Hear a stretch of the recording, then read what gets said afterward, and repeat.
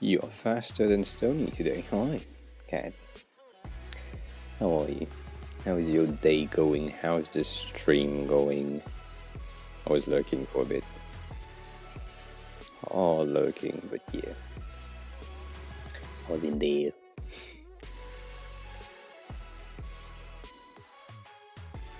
Yeah, I read some stuff.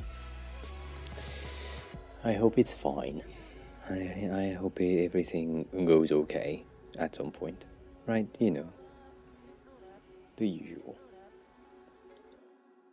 Okay, or better, or all that.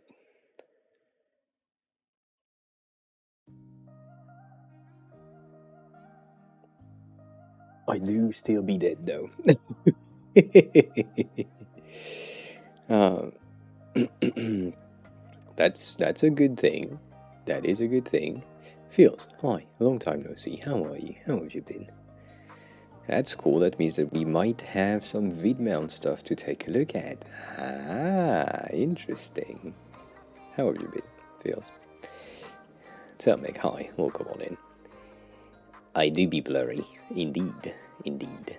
We're kind of waiting for people to come in, and then we unblur ourselves. But I mean, it depends on the day. When we have people in the chat early on, I unblur fast-ish.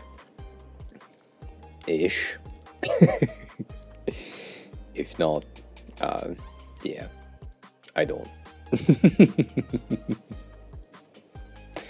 I don't know, right now I'm tired-ish. Sassy, hi, welcome on in.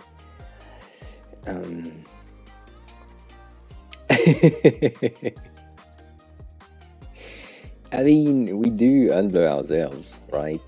I still hate that fact that these glasses with headphones or earbuds just slide down, and so you have the reflection of the light on that. Am I underexposed? Yes, I am. Is that better? Kinda. At least I'm at 0. We are trying something new with the ads for anyone who currently has ads. I'm sorry. But I'm trying something new. Rather than having a 30-second break every 10 minutes, we are having a 1-minute break every 20 minutes. Right? So it's less ads but longer. I mean, less often but longer, but same amount in a way. So we'll see if that's better. I don't think it is. I think the 30-second break is a short enough break to bother, not bother, and also an often enough break to bother so much that people just want to sub, right? Yeah, you need a business, right? Business decision in there. So that's the idea. So I'm experimenting since yesterday with a 1-minute break rather than a 30-second break, just to check if that makes it better, not better for anyone. We'll see. I think it will be like a less intensive or recurring event. So yeah, I think a 1.5 is a tad too long. The thing is, with already with 1 minute, I feel like it's way too long, but it's I think it's the maximum that I can rewind in a quick amount of time, or potentially wait for the person to come back. Because if we have like a discussion and then someone who doesn't have a sub or turbo come in, ask something, get an ad, and I'm answering the thing, and it takes me like 45 seconds to answer, it's not. Yeah, that's true. That is true. Moded Daniel, hi. Welcome on in. Have a good lurk if you want to stay lurking. If you want to say hi in chat, please do that. But how are you? If you want to chat, if you don't, stay lurking. Whatever, I don't know what the fuck I'm saying. Today we don't have a lot of planned things other than other than we started the animation thingy at some point on the White Panther loading screen, and then I reverted to something that is extremely minimal, and I don't like it. So right now I'm thinking maybe we can work on the loading animation. There is a ton of stuff that I have kept as references. I don't think I have kept them properly enough so that I can find them easily. So you know the drill. I will spend a bit of time scrolling Twitter and not showing you boobs, because I cannot do that officially. I mean, I can, but it's not legal. But I'm looking for a very red thing, which is right there, and that is one of the reference that I think I will take for the loading screen. I don't know why it feels like an okay thing.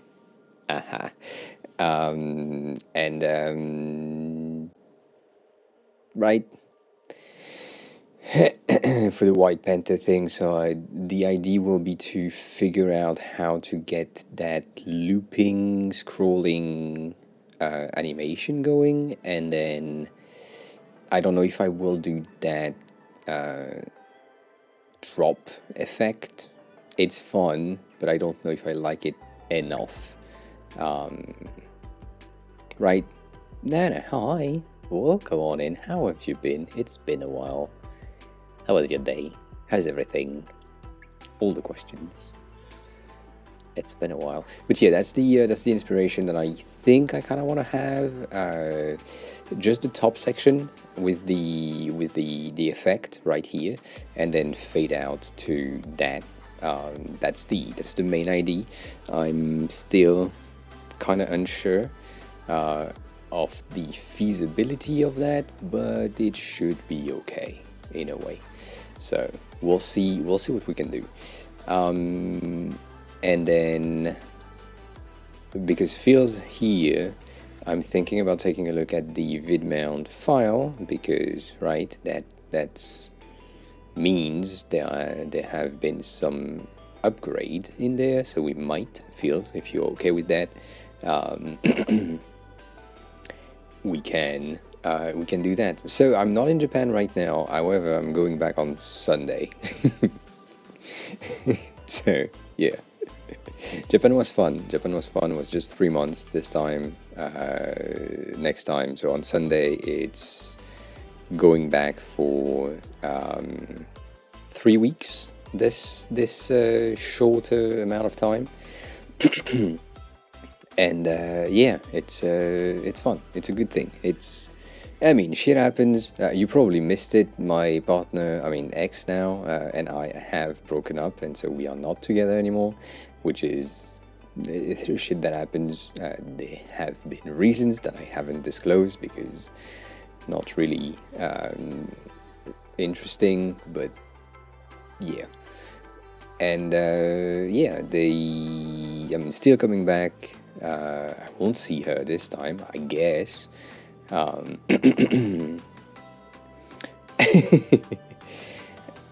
I think, I don't know, maybe she wants to see me, we'll see, but I think she kind of blocked me on Instagram, so I guess she won't see that I'm back. Her friend might, but that's the thing. But I have like so much shit planned. Yeah, it will be a crazy 3 weeks. So in the beginning, I plan to be there for 3 weeks, and then not exactly single, but kind of, but not exactly. Yeah, I plan to do the 3 weeks with like working as I did before, and potentially streaming as well. And now I'm like, I don't know, the amount of shit that I am planning right now is mentally heavy with my ability to plan things, and so I'm like, maybe I won't work at all, and maybe there will be no stream. I don't know. We will see. But yeah, there is like basically I'm taking a flight here on the 12th at night, landing at night in Japan on the 13th. I have aquarium visit on the 14th. On the 15th, I think I see a friend. On the 16th, I have a dinner plan and probably some daytime activities. On the 17th, I have another friend. 18th might be free, so I might work. I don't know. Maybe there will be a stream there. 19th, there is someone else. 20 or 21, I think I'm free, so there will be kind of work. 23, there is planned to go to a city that is known for onsens. So onsens are like hot spring bath, natural volcanic water type of thing. So that's 23rd-ish type of thing. So 23, 24th. 25th, I am... 21, I'm supposed to see someone else. Yes.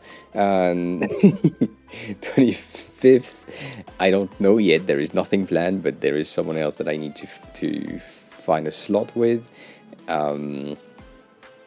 6, 7, 8... I don't know yet. And then 29, there will probably be something happening, and 30, I'm taking the flight back. So I'm already kind of fully booked on the thing that I kind of wanted to do, without having set foot there and organized anything myself yet. There is a thing. Let me just show you, because it will just be faster. So in the in the places that I like or that I want to go to, there will be like every fucking green spot is a place that I wanted to go when I stayed for 3 months. And because it didn't happen, some of them are still green, and I didn't have the opportunity to go. So there is like a ton of very cute places and bars, and like I want to go here. There is like so much shit around there that I just want to go to. There are some friends that want to bring me to the Tokyo Disneyland section. I don't want to go because there is too much people, but these things might happen. So right, all that shit. As you can tell, there is like a lot of pins already on that fucking map, and I need to choose the right one that I want to bring some people to, and that is complicated, as you can tell, right? Everything is here. Sadly for me, I am staying around here, meaning that I used to stay here. That used to be where I stayed, and it was an amazing place, and I wish there was places this time, but there isn't. So I need to stay here, meaning that from here to whichever station there is a minimum of 45 minutes of train, which is fine for Japanese train because they are mostly on time. But compared to my regular 20 minutes that I'm used to, this will be fucking long. So there will probably be things that I wanted to do that I won't do just because of location and distance in between where I'm staying and where I want to go. For example, here is really far away in a way to get that, so that's probably an hour of train, and unless I can, like, it's fucking annoying. I'm sad. I should have planned better, and when I organized my stay location, there was some information that I didn't have yet. So that pisses me off. I tried to move my location, but they said because it's like an early cancelling fee, you need to pay 80% of the rent, and the rent being like 2.5k. I'm like, maybe I'm not doing that. So, right, shit happens. So yeah, so that's the next 3 weeks. That's just 3 fucking weeks. I don't know how I will do all that, but I will do my best. 2.5k in yen, so that's like 2k in euros, but still, that's fucking expensive. Have a good dinner, feels. So that's a lot of plan stuff. I don't know how much. I don't know how packed everything will be. Knowing myself, I like to chill and just walk, so that's cool. But for the other people that I will see, some of them are night people, like heavily night people. Some of them are early morning people, and that makes conflict in the ability of organizing my crossing it of people, right? Some people wake up at 4 and some people go to bed at 4. So yeah, that will be complicated. Some people will just have lost their job or changed jobs, so that's interesting as well. That means that they have more time. As you can imagine, there is like a lot of stuff. A lot of potential. So we'll see what we do. But yeah, so that's the that's what happened. So basically, went back to Japan. It was cool. I mean, went to Japan. It was cool. Stayed 3 months. Had a lot of breakdowns. Came back because I had no visa for more than 3 months, and then now going back after basically 3 months of being back. Right, came back on January 10th. 2 months, not 3. So yeah, having my birthday there, having other activities there. That's cool, but it will be weird. I'm not gonna lie on that. It's that there will be some stuff that it feels weird. So we'll see. But yeah, and not moded, not entirely single, but kind of single, not entirely, but kind of, the regular thing. And the outside 911 is still strong. I hate it.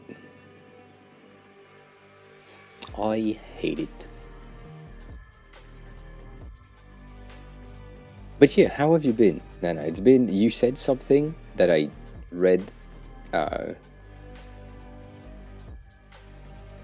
Yeah, you said all has been good, but yeah. Can't you hear them and I'm just the only one hearing them? Cat? Maybe it's the volume thing. I don't know. I can see the mic picking it up. But I mean, I can see the mic pick up everything, so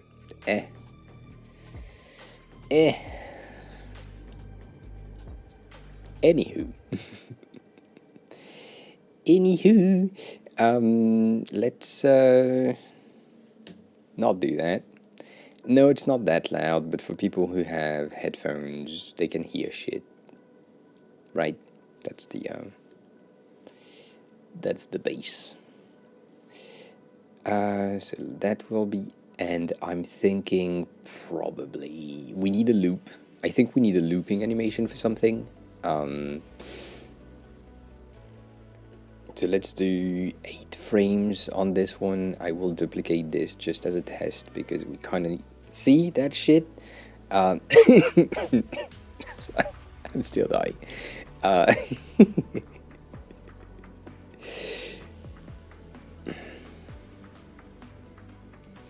Yeah, right, this one was fucking loud.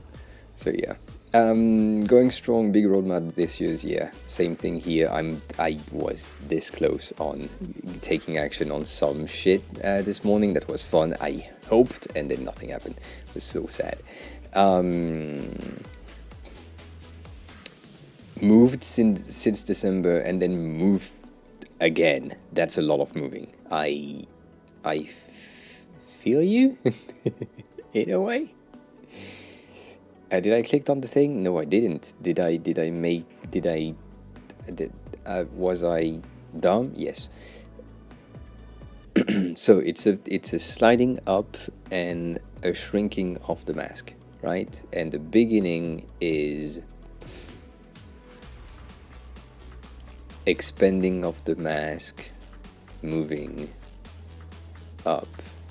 So it's basically we start here, right, with a mask that is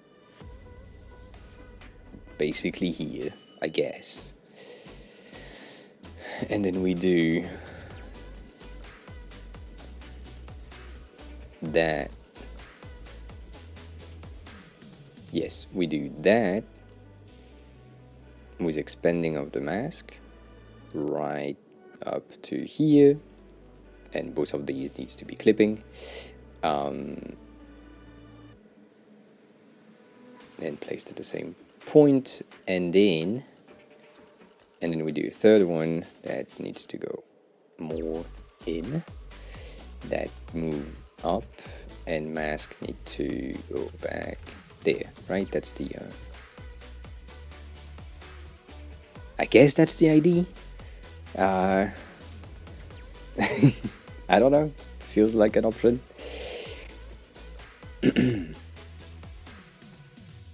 Right?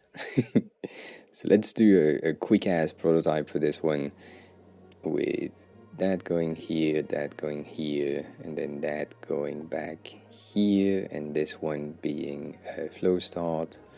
I just want to see if it works. It's supposed to be after a delay, it's supposed to be good, it's supposed to work.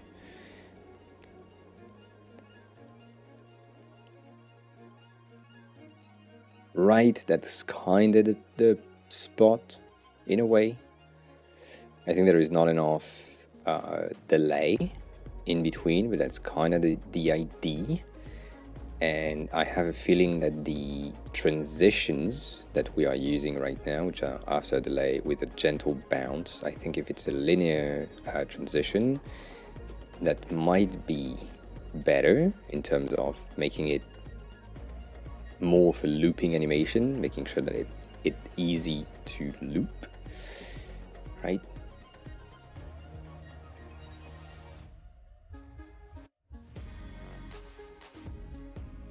Kinda.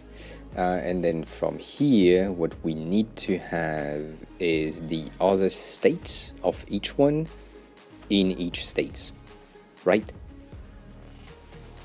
So what that means is this state needs to happen, it needs to be at 0, basically. So we need to expand that one up and shrink. And then we need to place it on that one right here, making sure that this is in the right spot. And then this one can go up, but that's a detail.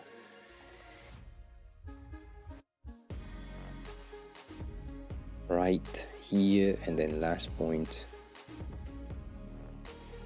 I think that will probably break some shit, but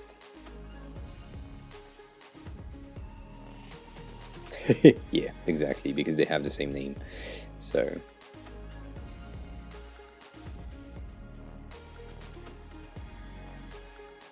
so basically what we need to have is this one, and this one needs to be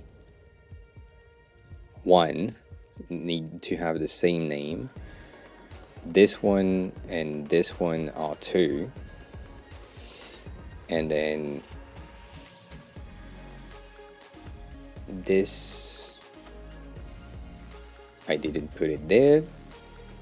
This one and this one. So this is supposed to be 4.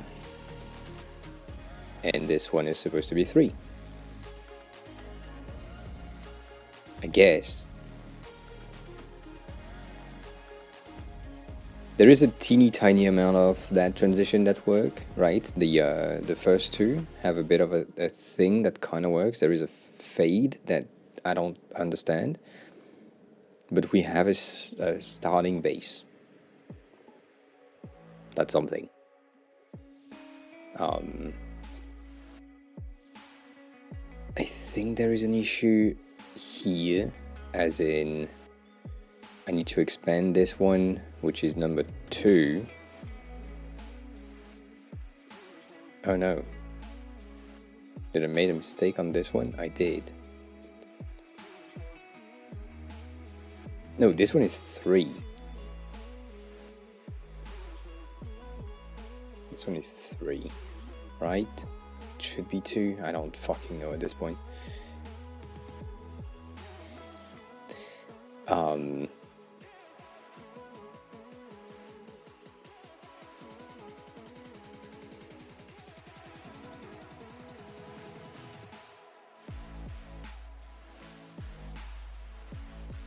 These ones are good.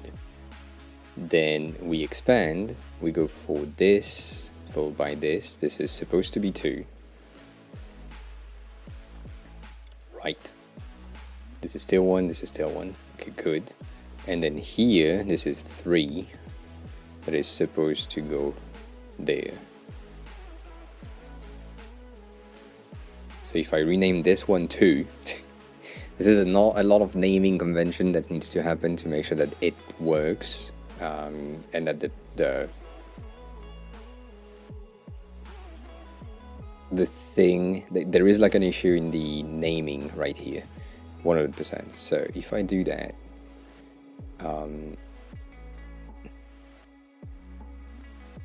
shit, this is 1, we good. This is supposed to be 2, we good. And then this is supposed to be 3. Okay. That is 1, 2, 3. Good. And then what needs to happen is this one, this state right here, the comeback, instead of being an after delay, or even a smart animate being like instant,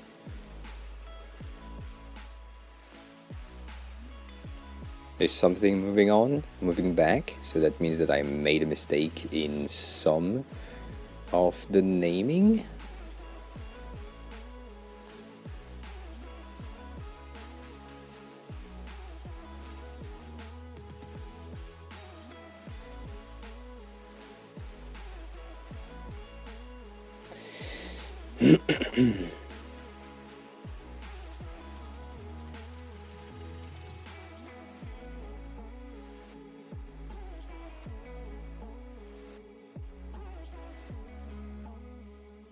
I think.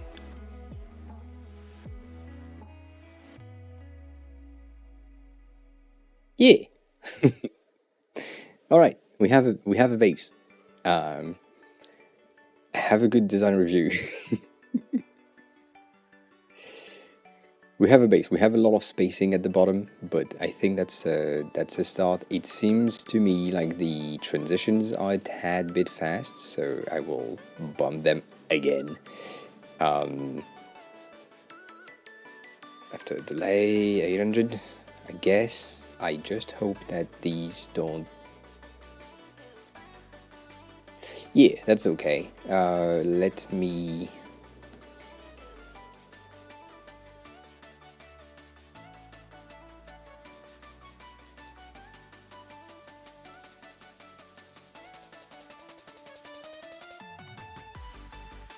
put that lower.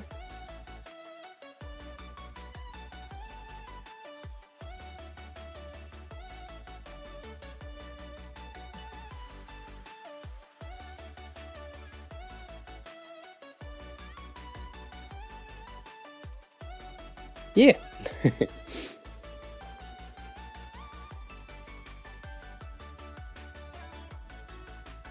So that can work. That's an option. I don't know if I like it enough right now. It's a cool, teeny tiny loading based on that, right? It kind of works. It's a proof of concept. We're okay with that. However, the only thing that I know right now is that it is not good in terms of colors. So we'll just change these. So I think the white in here needs to be like faded a bit. I'm scared though that they have like a bit of overlap, but that's okay. And potentially they can have, or they could be outlined to match with the rest of the design. So if we have this as a loading thing, maybe we can have that in between, and then it just fades out and we end up with just the bottom one being an outline version of itself. I don't know. It's an option. It's an option. Let's see.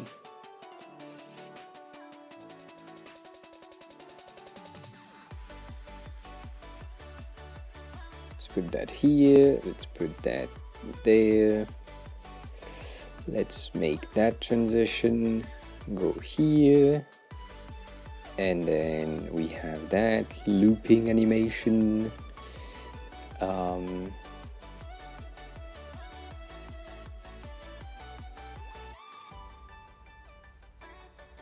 Which shouldn't loop. I mean, should loop, but not that way. So let's either duplicate these or duplicate these. Welcome back, Feels. What was for food? Or what is for food? Or what, you know. Food. Let's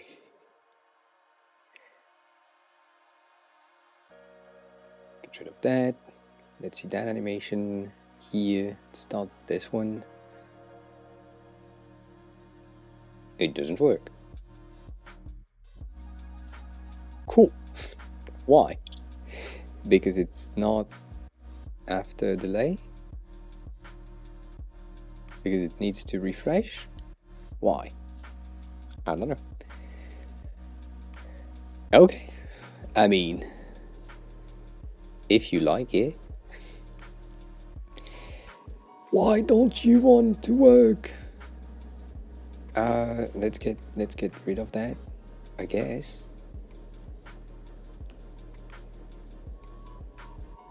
Bitch! What the fuck?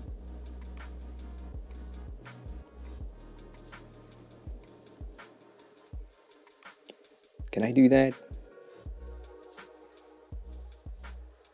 Okay, so I can do that. I can have this, and then that, which is weird, but still, it kind of works. That fade transition is way too long, so let's do 120 millisecond just so that it's fast as fuck. Right, we just have this, and then it fades, and it starts the thing. Even then, I think a 50 millisecond could work. It's still too fucking long. What the fuck? Oh, it's the delay. My bad. I'm a dumbass. It's okay. Everything is okay. Yeah, that's much better. I mean, much better. It's better. I will, however, do that here and stack that in a negative fashion if I can. And Sassy, thank you for the bitch counter. Appreciate that. Let's place it down and place these as 0% opacity. Gold label, hi, welcome on in. No, not like this. No.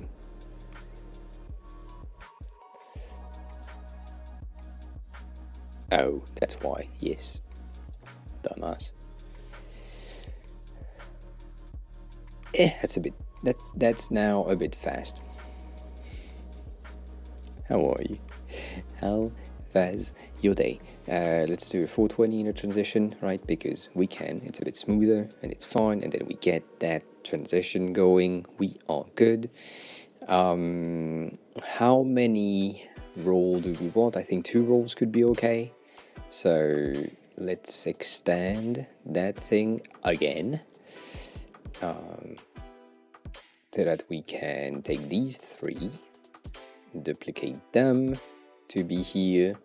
This one needs to be after delay fast here going there, and then that one here will fade to this one, I guess. And we'll see how that works. I don't think it will do anything good, but we never know. Hey man, hi, welcome on in. How are you? Thanks a lot for following 2 days ago? 3 days ago? I forgot, but thanks a lot for the follow, I appreciate that.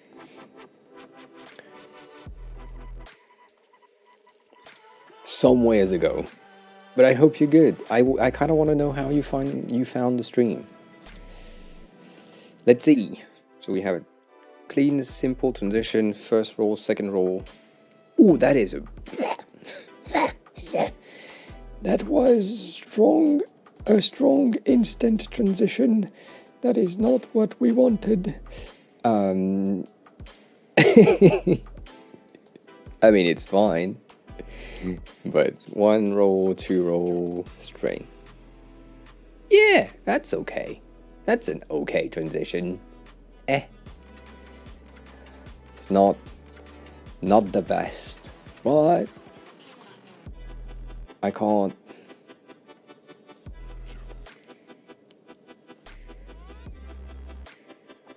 I need to think about something that is easily reproducible in CSS, because Salma will create that in pure CSS as a base. So it's a looping animation, it's easy-ish, and that hey, we'll be fine.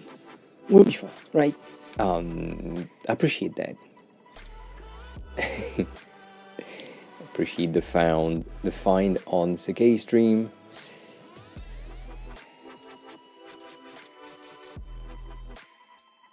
I'm still not happy with that fucking bar at the top. I like it, I like the blur, I like the effect, but I don't like everything about it, so yeah, we have some work to do on that. Anyways, I think the transition is okay, even though it looks like the same fucking thing 3 times. In the Figma file itself, in the transition, in the prototype, it's okay, we're okay. So, I have IDs, but I don't like the IDs that I have, but I have IDs. I'm thinking, maybe, I don't know, maybe we tuck the header to the top of the screen.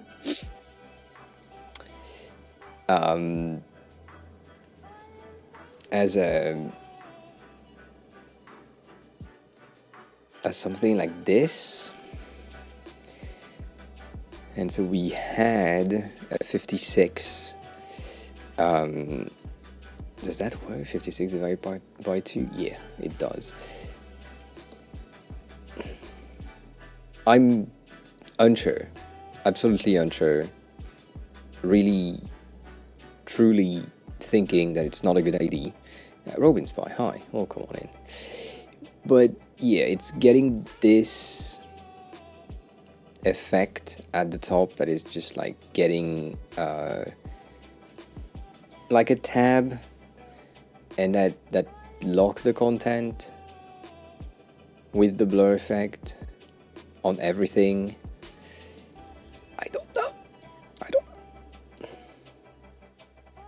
I don't know. I like the floating option, but I also like this option. It feels like an okay ID.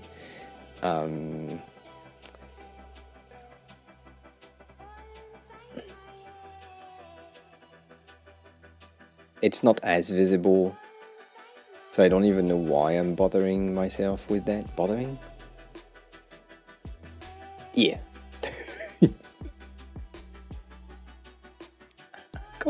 I can't. Yeah, I don't know. It feels like an okay option. It's just better in light mode because we have the teeny amount of underline to make sure that it's visible, but it also looks like shit because of the amount of radius that it creates. And I don't like that.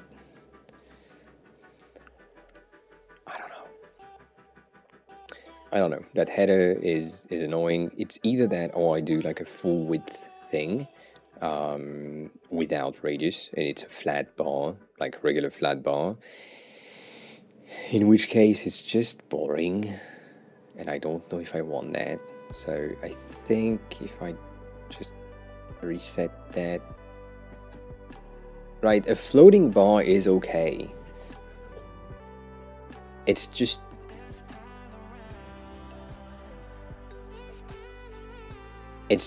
visible on light mode. It will not be visible in dark mode, and dark mode being the default. I don't know. That header is just annoying. It will be good on the on here though, on articles section. Fuck me. Can she have a thing?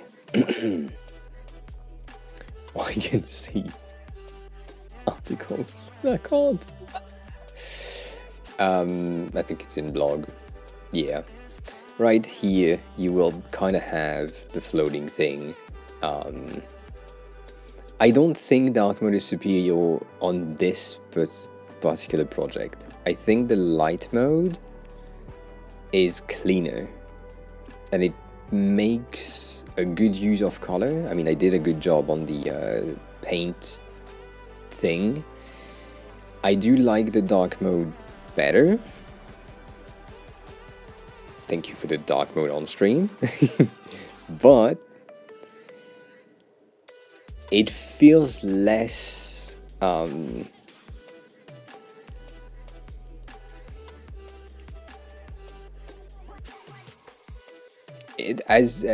Kat yesterday said it feels more flat, and I kind of agree.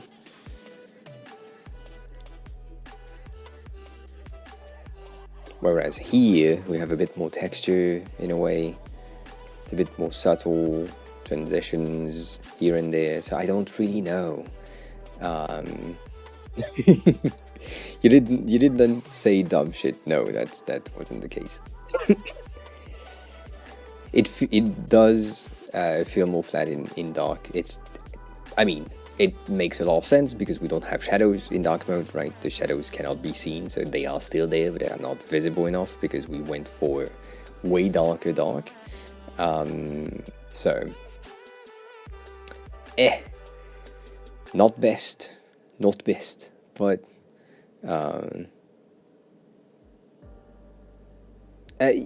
it's fine. I can read.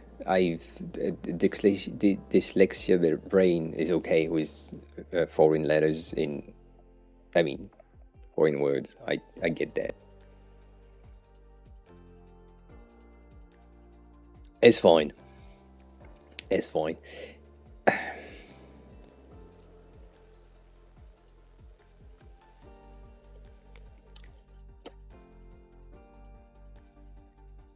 I thought we had something. I'm so sad.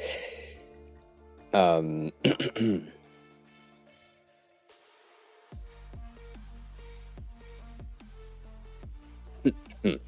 bad.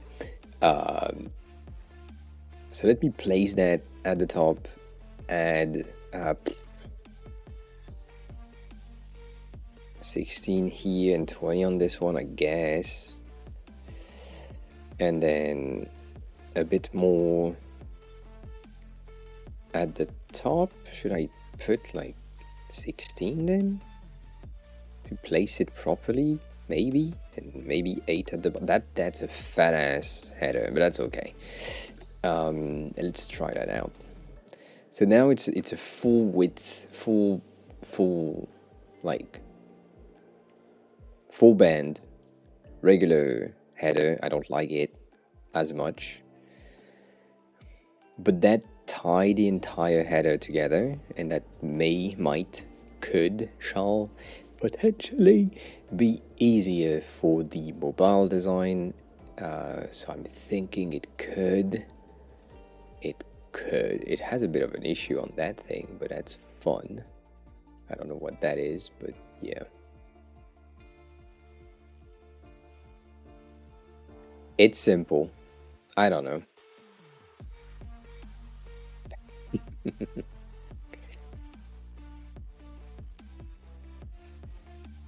I mm,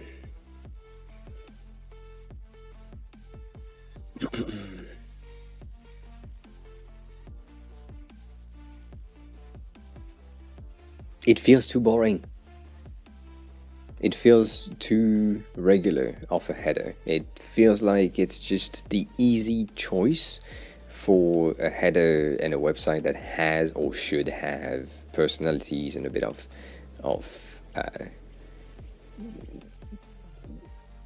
design choices. I don't know. It feels boring, and I don't like that. Let's revert. I want to avoid glow because glow is not the same thing. Um, I appreciate that. But yes, some people would add glow underneath elements, but it's not the same effect. So basically, a shadow means that there is a light that is pointed at or to a specific element, and then cane high. And then that light being a spotlight, it casts a shadow, meaning that it has depth. The element that has a shadow is higher in the page. Having a glow, however, makes it stand out from the background, but it doesn't elevate. It just dissociate with the background. So that's a bit of a different feel, and we can, but it's not great. Let me show you what I'm thinking. And yes, Kane, please share anything, everything, all the things that you have in your mind. That was extremely weird. Yeah, so if I get a glow with, I don't know, 8% potentially, it just feels weird. It's subtle, right? I kind of want it to be subtle, but I think if it was colored on hover, because we have just a color thumbnail on hover, that could work potentially, but even then, I'm not the biggest fan of that. I'm also absolutely dying right now. All right, wanted to let you know that I heard good feedbacks about you from Nick. He was impressed with how you incorporated feedback and created design well in conversation, which is probably a little harder as you have translated in English. Yeah, that is cool. That is a cool feedback that the person that you've worked on before. So okay, let's do that. It's time. You and everyone that is here, that is working or non-working, whatever. If you're working as a designer, that's always a good thing. Or if you're working in whatever place, every time you receive these kinds of message, take screenshots, save the emails or the messages as favorites. The easiest way to have that is a screenshot. That's the best thing.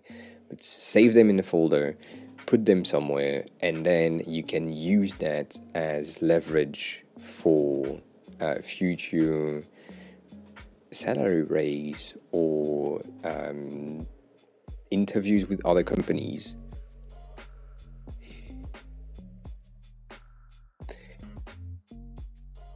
What did you do with the shield mode?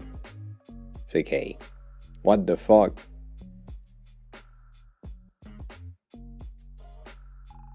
But yeah, right? You keep that in a folder and you have everything saved and good. And that's an ego boost folder for you as someone who receive like other things. And that's a big way to say hi. I just arrived, but hi is okay, and refused as well. Welcome on in. How are you both?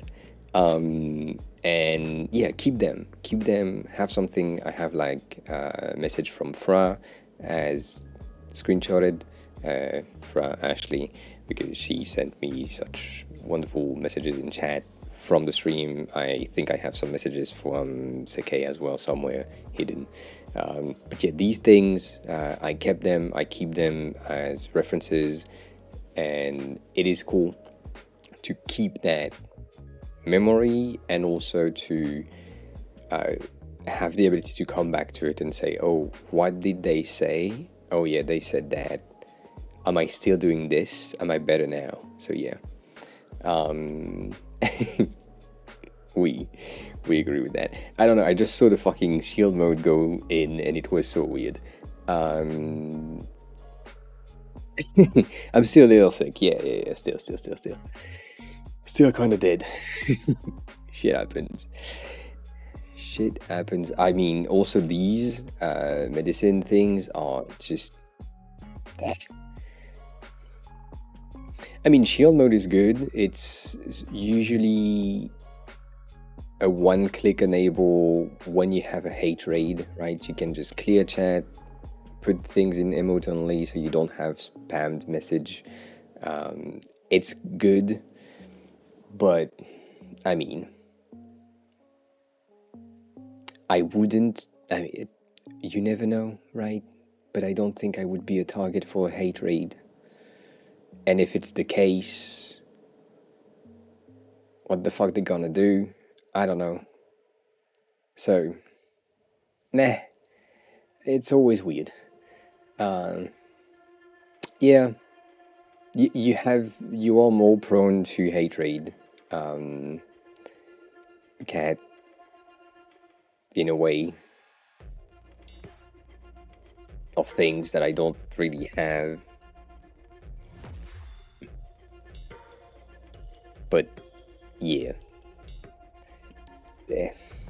not just like woman. I mean, for me, I have blue hair. That's enough, I know. But in my tags, in my titles, in my things, I don't have a lot of targeted terms, right? So it is complicated, but yeah, whatever. Right? I mean, potato design help can potentially get me a hate rain. Yeah, that's true.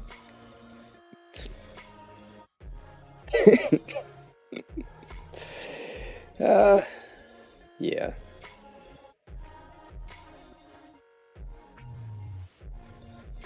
You know, that won't work. I can't do that.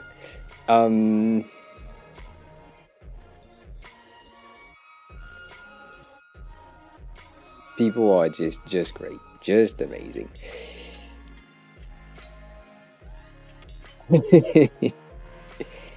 I am fried. Okay, someone fried me. Shit happens. Hey. Yeah. But yeah. At least we know it works. It wasn't a test, but it tested it. That's okay. I don't know, however, if everything came back to normal and if it broke my streamer bot settings. Might have been the case. We never know. So,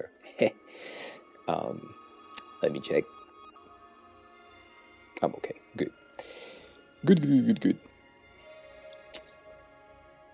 So, going back to some of the other things that we have.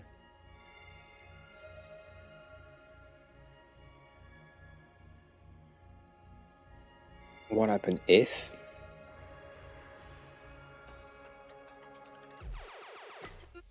Oh, that doesn't work.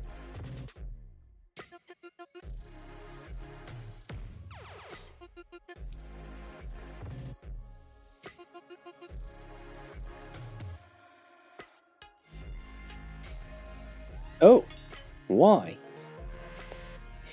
Okay.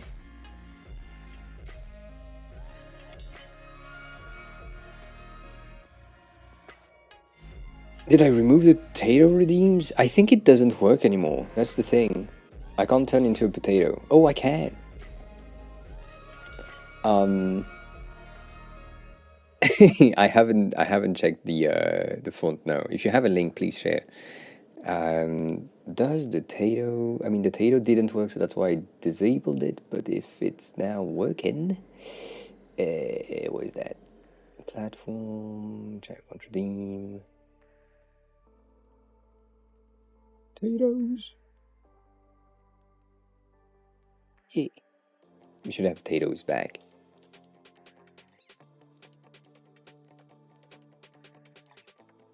Yeah, I mean we had some issues with Snapcam at some point, so I needed to temporize in a way. But yeah, oh no, yeah, I saw that thing, but I don't know. I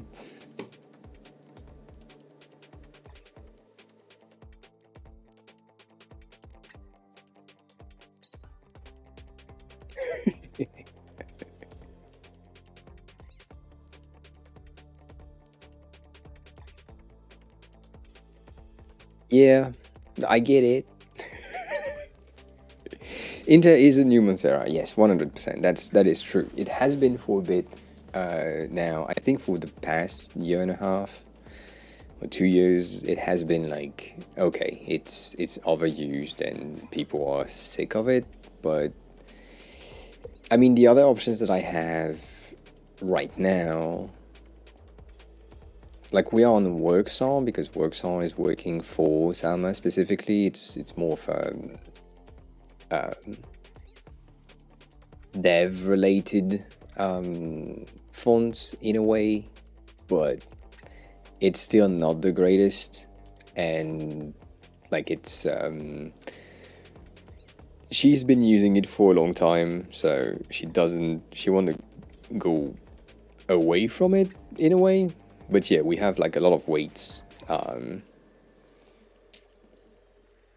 I like the fact that it's not Inter right now. We do have like a bit of an Inter thing at the top. I didn't change that to works on though. I could. It's just I think it's wider. No, it's the same. Yeah, so that works. It's an option. I don't know. It has a lot of weights, yeah. The one that I do like, at the moment is Outfit. Outfit has been one of my favorite fonts lately because it's a very fully geometric base font, and it has like a very fat outer like black thing goes from here to here, so you have like a lot of viability in it. However, I don't like the fact that it has an uneven 100%.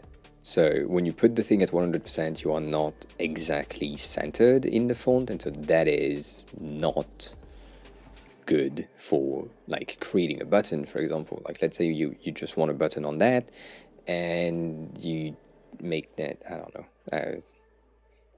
Sorry, make that like this. It is not exactly centered. It is pretty centered, but it's not exactly centered.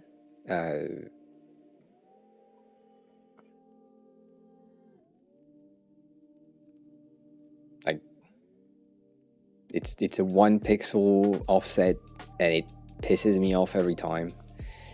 And I can't really like center the text or make that in auto.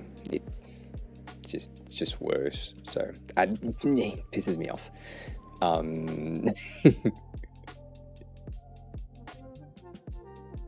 But yeah,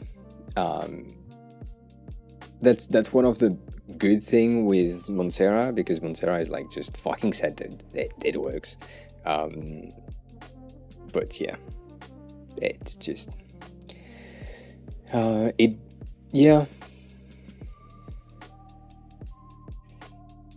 The thing is it's not an issue on Figma side. On the on the X-height crop, the plugin that Fin has made and that Figma is implementing basically as a Finch has made, and that like basically implementing as a starter default feature.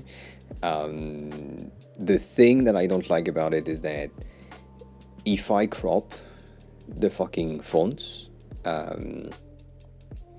it will crop to the X height. And so going back to where we was right here, the X height on this one is the O, which is taller than the T. And so you basically have that offset here that just breaks, and you break like a 0.7 pixel thing, and that just doesn't work. It's not the aligned pixel, because that's how you will align things. X height is both. It depends.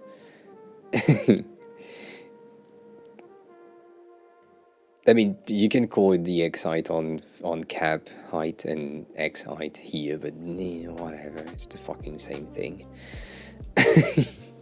It has a bit of an offset. That's the main point that I just caught.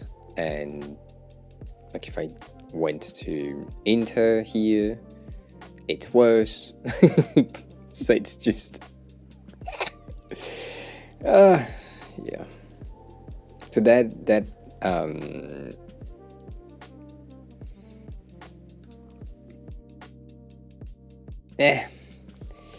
whatever.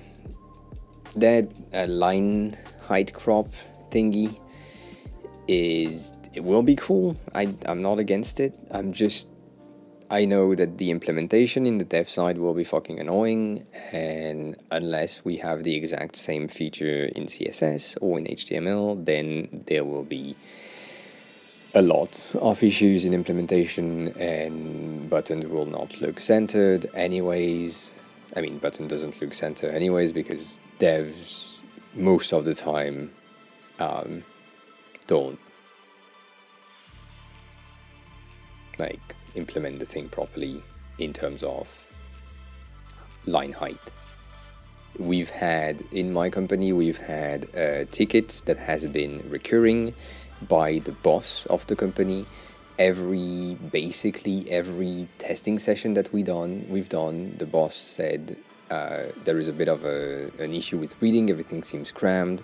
And every time I said, yes, I know, the dev didn't implement the line height properly, and it stayed like this for 3 years before they decided to finally push the line height issue to the dev. I can't. I mean, implementation is what kills me in everything, every time that I've had to work with dev that cannot follow direction properly in a way. And when I've had devs that can follow direction properly, or at least do their best to think for themselves, I've had no issues. But as soon as I have someone in front of me that has like a teeny tiny amount of ego and that want to do something their way and doesn't see the details in the design, then the implementation is trash. And in fonts being such a subtle element of design that makes and break any website, apps, whatever, it is so sad to see that a little bit of attention on details could have made me a much better designer now, because now, and I know that for a fact, that nowadays when I have to do things, I am less detail oriented than I used to be, mainly because I know that it will be trashly implemented and I don't want to deal with that. So pisses me off. It pisses me off for real that I became like such a not so good designer at some point due to the fact that some devs have just broken my dreams. Yeah.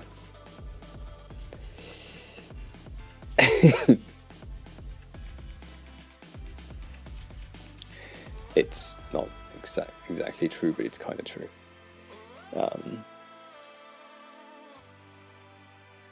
But yeah, I mean, fonts is that's why I'm like okay, not okay with the Figma implementing it, because I know that there will be so many fucking issues on that, and we'll need to have you know what, dev designer relationships are good as long as the devs and the designer have an interest for each other work, or a respect for each other decisions. If that happens, you're good. You have nothing to worry about. The thing that is annoying is as soon as you have a designer that is a superstar designer or rockstar designer that just doesn't give a shit about any feedback, and when you have a dev diva that just doesn't want to take details into consideration. A rockstar designer. So as soon or as long as you have people that are just civilized and professional, you're good. You have no issues. And as soon as you have people who don't have the ability to communicate properly because of language barrier, because of knowledge barrier, then you end up with a bit of issues in the implementation, and that's never fun. Never a fun time. But it can be fixed easily, so right? It's not the hardest thing. It's just not the best. Why the fuck am I moving you? That's a dumb move. You should be here. And you should be above just in case.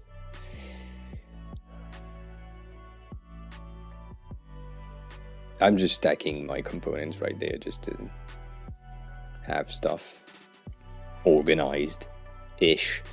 However, I will probably H-shapes this just for summer to have like a bit of a content value on that one.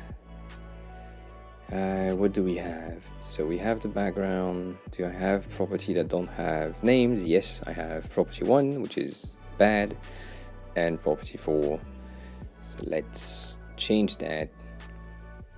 So H-shapes is good for making me realize that I didn't name shit properly.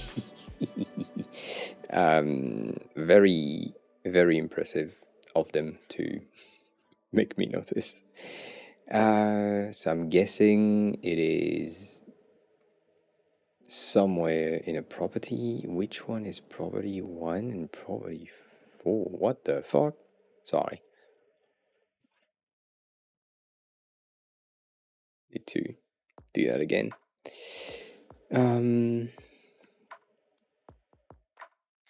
Oh no.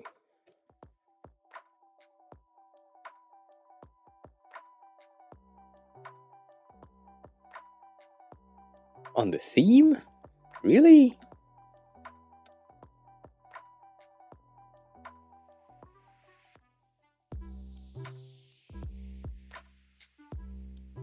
I hope the meeting was good. I also am hard as fuck, and so my earbud is just sliding out. I'm looking for a design that link discrete points to set of continuous data. Looking for a way to connect singular meals to window of availability, ripeness.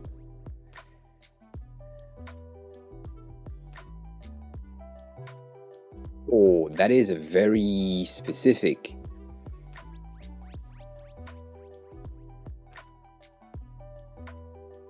The thing is, it varies. That's the main issue. So right? You can have an avocado that you take at the store and you don't exactly know how ripe it is as a from the store to your house, right? So that's first thing. And then you have, for your case specifically, being with the almanac of like growing food, you are supposed to pick it up at a certain point, and so you have a certain level of ripeness that is defined by the growth of that thing. However, if you picked it up in the morning or if you picked it up at night, maybe you have like one more day of ripeness, one more day of growth, one more day of, or one less day of something.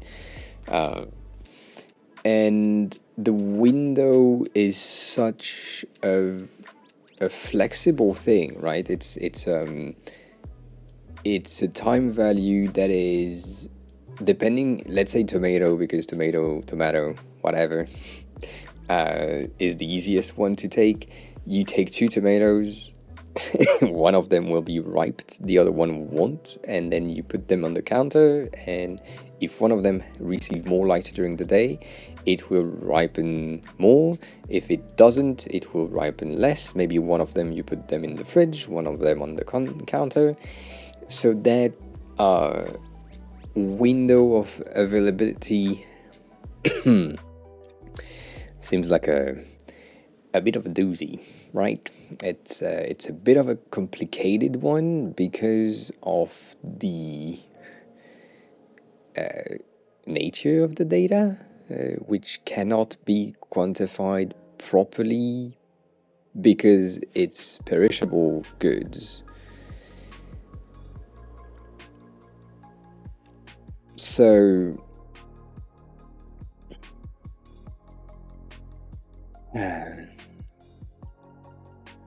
you have certain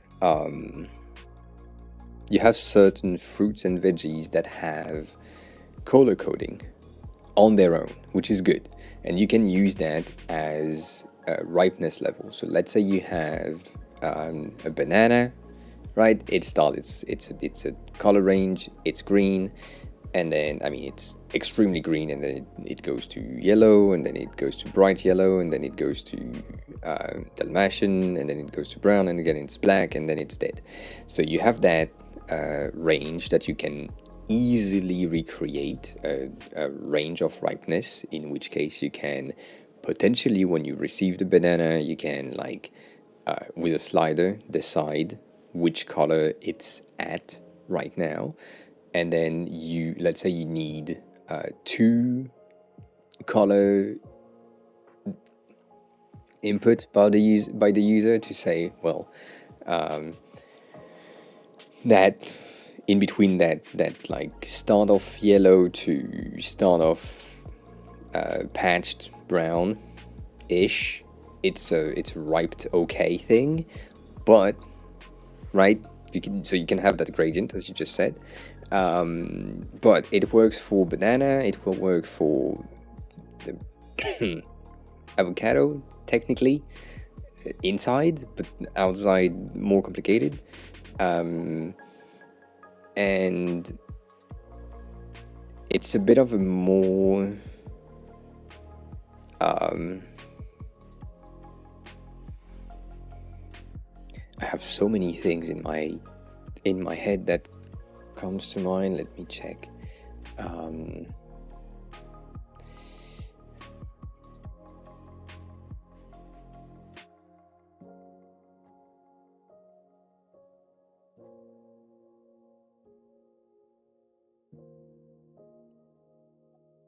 Like these. Why not have one of these with just images, taking at specific points, right? But you get time lapse, and if you find, and I don't know if you can find that for everything, right? But if you find like a video option and you have a slider underneath, right? Basically that, and you say how ripe is your thing, and then you get that value. It's absolutely ugly right now, but right, and you get this thing, it get to the middle right there. You're like, okay, so that's the start and that's the end, and so where the fuck are you located? And some people will say, oh, I'm around here right now. Okay, good, all good. Maybe they have other things, I don't know, but there might be a thing that is interesting in that idea of a time-lapse slider range that you could have. Using like a video as a base could help. However, same thing as before, right? Because you grew the fucking thing yourself, or because you bought them in the store, because they have received chemicals, no chemicals, whatever. The video that you can find might not exactly reflect the thing that the person will have, right? And fucking annoying. But you can get like a general feel of how riped the element food is. So that's where my brain went. So first thing was just a basic color range, because it's easy, right? What the fuck the color of your thing is. And then I just thought, you know what, tomatoes, you have green tomatoes, you have yellow tomatoes, you have red tomatoes, you have purple tomatoes, you have one that have brown spots with red when they are fully ripe and perfect. And so it's a bit of a complicated thing. Again, it depends on the type, and that doesn't help. So yeah, the thing is, you can't, like with a green tomato, which is a variety of tomato that are green, stay green until they turn brown. If you have that ripeness level with a color range, and it's in the green because your tomato is a green tomato, but you don't know, or you forgot that you planted the green tomato, then you can't, I mean, you wouldn't be in the ripeness range availability, because your range will be based on another type of tomato if you didn't like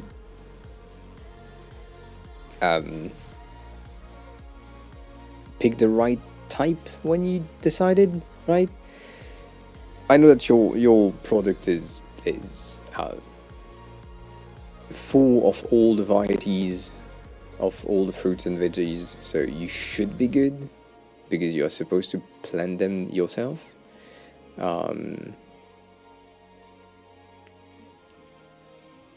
Yeah,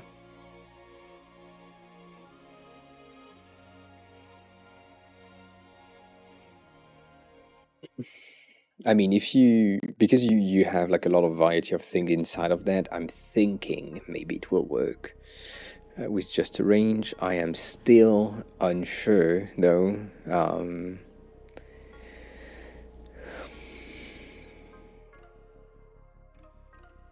The time lapse is a very definitive, most truest form of representation, because you will see exactly the thing that you have. However, I'm kind of sure that you can find video for each type of veggies and fruits, but the specifics, probably not.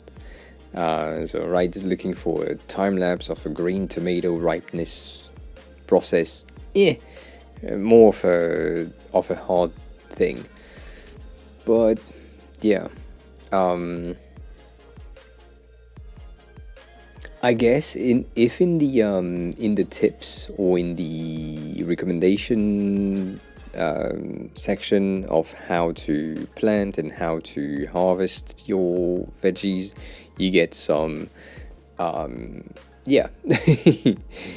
If you have in that, if you have colors already defined as right, usually they say before you harvest you should be in a color that is around here, or it should look with that size, or it should be that form, right? These exist in the definitions.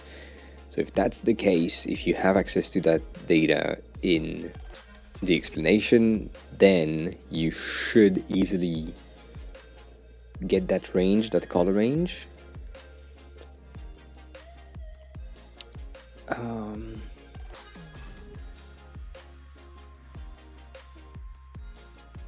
But let me go back to your message, because I feel like going away from the main question, which is I'm looking for a way to connect singular meals to a window of availability, which is good, right? So it's basically from the time that you harvested that thing that you planted a month ago, today, you have about 6 days until that thing perish.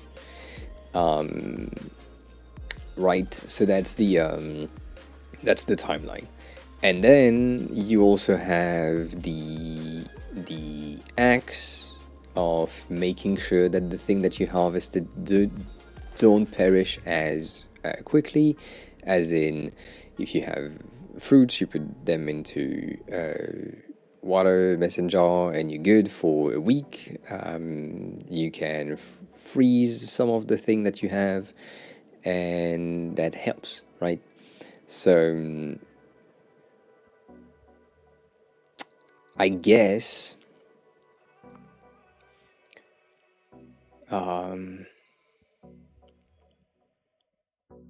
in the recipe section,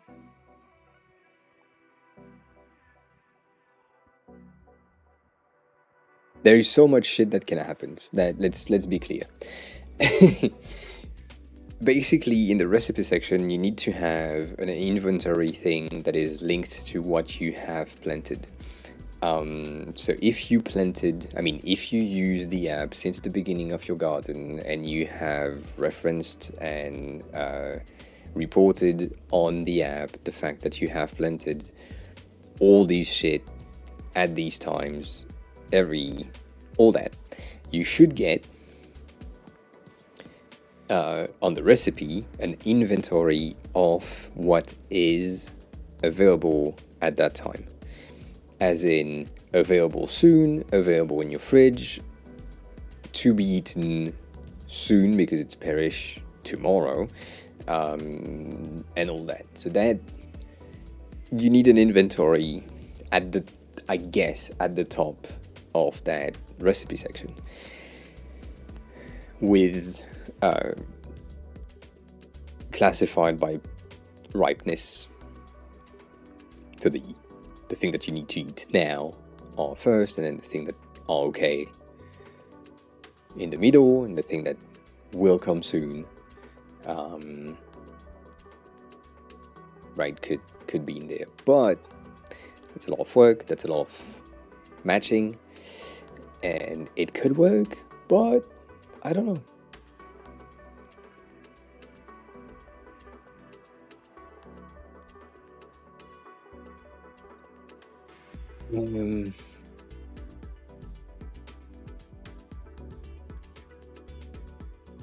Like, let's say you want to do a toast, then you have a toast recipe that is recommended to you because you have garlic that you just harvested 2 days ago, and it's fresh garlic and it's fun, so you can have like a garlic toast based. That's cool. But then you have tomatoes that are perishing soon, so you can slice them and use them on top of it. And that's some of the first recipe that is recommended with the thing that perished the fastest. But it's more interesting in the recipe section than on the plant itself. So I'm not even sure that you need the color range. Maybe you need it on the plant, but on the recipe side, I'm unsure. I'm thinking that if the person is good at monitoring their garden, which will be complicated for the target audience that you have, but we never know. But if the person is good at monitoring their garden and making sure that they track everything that comes, like that is planted, is watered, is harvested, is in the fridge, is in the trash, or has been eaten, with grams, with quantities, with best case scenario, you have a big amount of data that you can use to do recommendation. That's cool. But 95% of users will just use that for potential recommendation at some points. And that's when the range could be interesting. And even then, like, let's say I'm not someone who plans, but I'm someone who just wants the recipe section. So I will maybe report that I bought thing at the store and it's in that condition. Maybe. Or I will just say I bought that at the store. What the fuck can I do with that? Which in my use case would be my use case. Right, it's just, how about that? What can I do? I don't know. I mean, usually I buy things that I have a recipe in my head, but yeah, I still have tomatoes, for example, that I need to eat. I have 3 left, and I don't have any toast or anything left. I have a half an avocado for tomorrow morning, but I know what I will do with it. So I'm not the exact target audience, but yeah, the ripeness window is valuable in some use cases, but if it's not someone who plans, they just bought the thing, or they open their fridge, and they looked at the thing and they say, oh shit, that cucumber looks sad. Maybe I need to do something about it.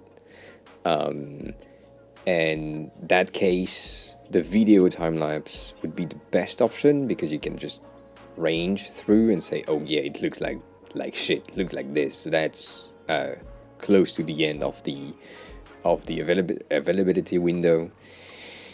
Right. But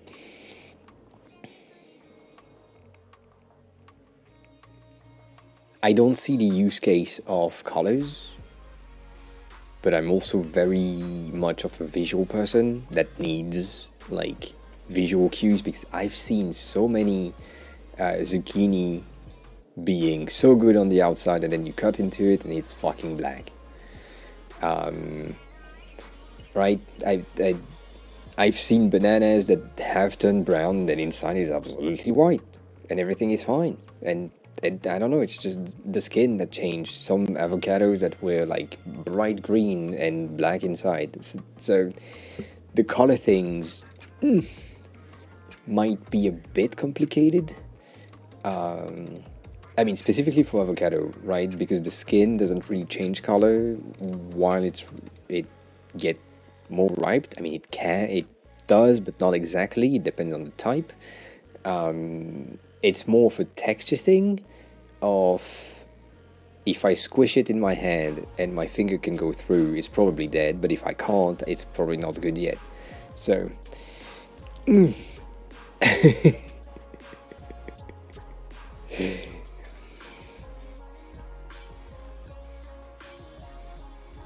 you said, speaking of the planter side,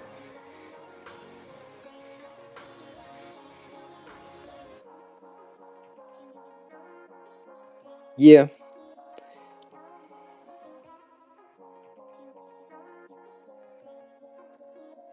I think the minimal color could be done in a in a vertical manner. Let me see. Do I still have your file? I think I still do have your file right here. And I didn't use the newest version that you sent. I should, by the way. It's right there.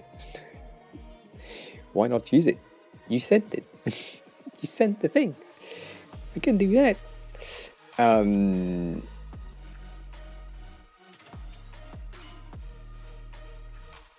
Alright, so in here, right, maybe, I don't know, maybe in there you can have a thing that says late June, harvest time, expected color, green.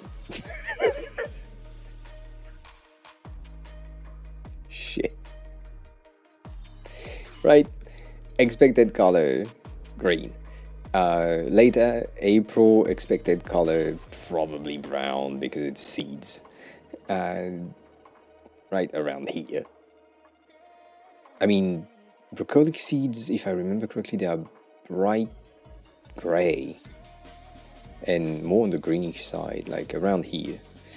Anyways, memories. But you could do that as just expected color, right? It's supposed to be that thing-ish, give or take. Or you can have like a range potentially, like if you wanted to, like you can say it should be in between this and like a darker green, so something like this. I don't know.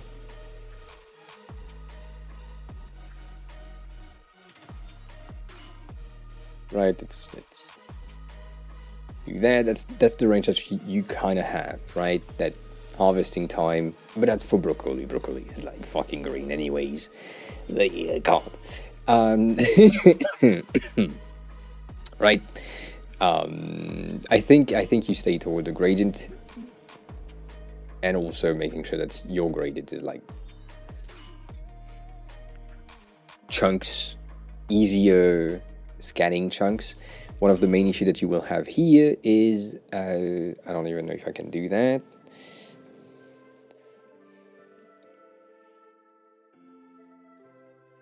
Let's see.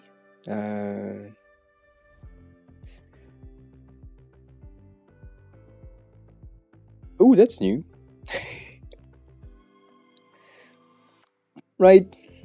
Colorblind people. Yay. We love them, but sometimes, specifically here, that pisses me off. So, with colorblind people, it's supposed to be green. Yes, everything is yellow for me, so I can't see the difference. Right? So you need to think about that on top of everything. And you can't really, like, I mean, anyways, if you get the right color range for regular people and then the colorblind people is coming in, it will just look like any other fucking fruits and veggies that are green in that range. So they all look the same, but it's okay. But still, thinking about them is important. So that's why the visual could be interesting to add, and you can, like, or you could have that done with, do I have a tooltip here?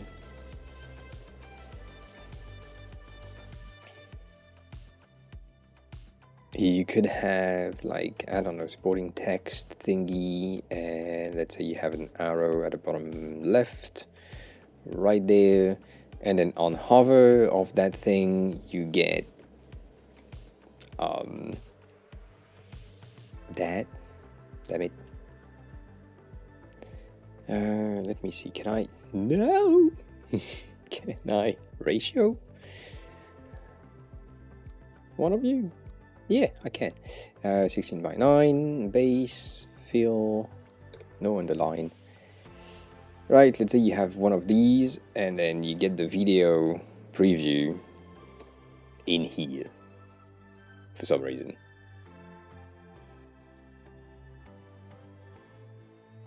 Right? Could be a thing. So on hover of that thing, you get like a bit of a time lapse, quick GIF time lapse, GIF, of where it's supposed to be and how it's supposed to look for leaves and shit. But yeah.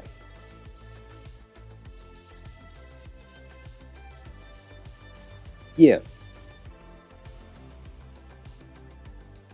Maybe, I don't know. Like just a preview of a video thing. Like on hover, small GIF. It's supposed to look like this. Okay, cool. And then you're done.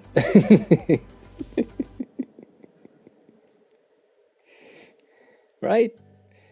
Like it should be easy. It shouldn't be a pain for anyone. Anyways, so holy shit, you're not scented. Uh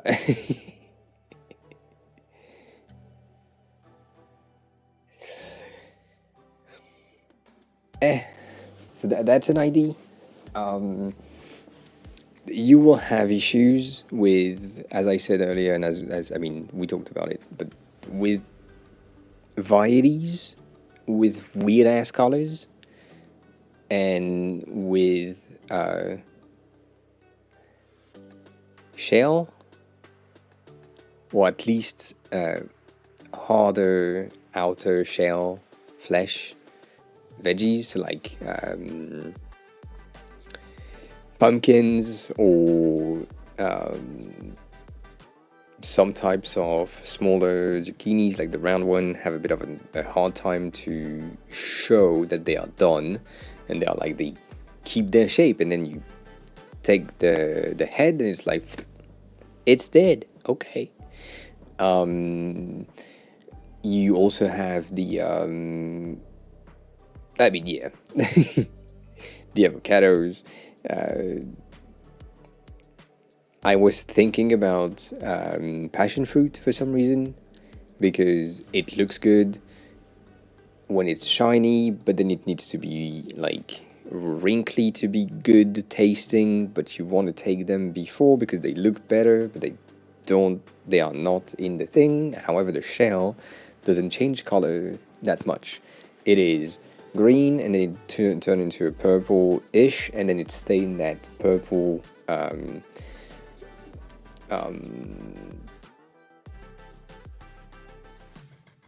eggplant outer thing, and then it wrinkles, and it's good.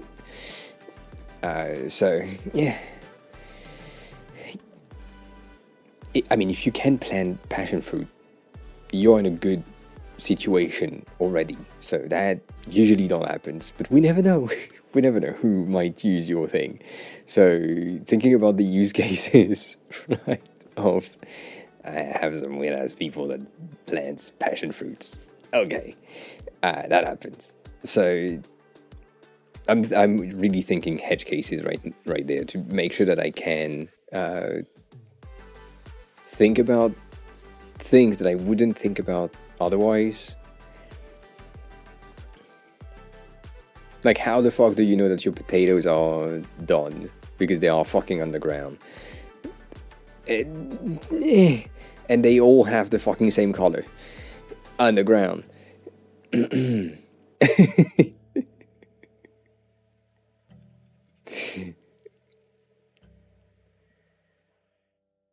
Yeah, I agree with that. Yeah, people will probably like try to plant things if they have the tutorials on giving them. Oh, you know what? You can do that, or you can plant that, or with your climate for the next. If you plug like a weather thing in the like a location-based weather information in the on the website, you can easily get something that says, well, we know that historically around your location you can dust high, well, come on in, you can have a bit of this planted at that time. That could be nice, but knowing the weather, you will have a bit more rain here and there, and that could be fun. That could avoid watering cycle, whatever. It could be a thing. It could be a thing. Dust, how have you been? How stressful has everything been?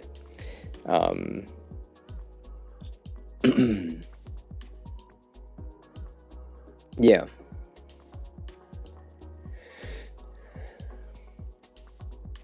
It's beginning to quiet down. That is cool. That is cool.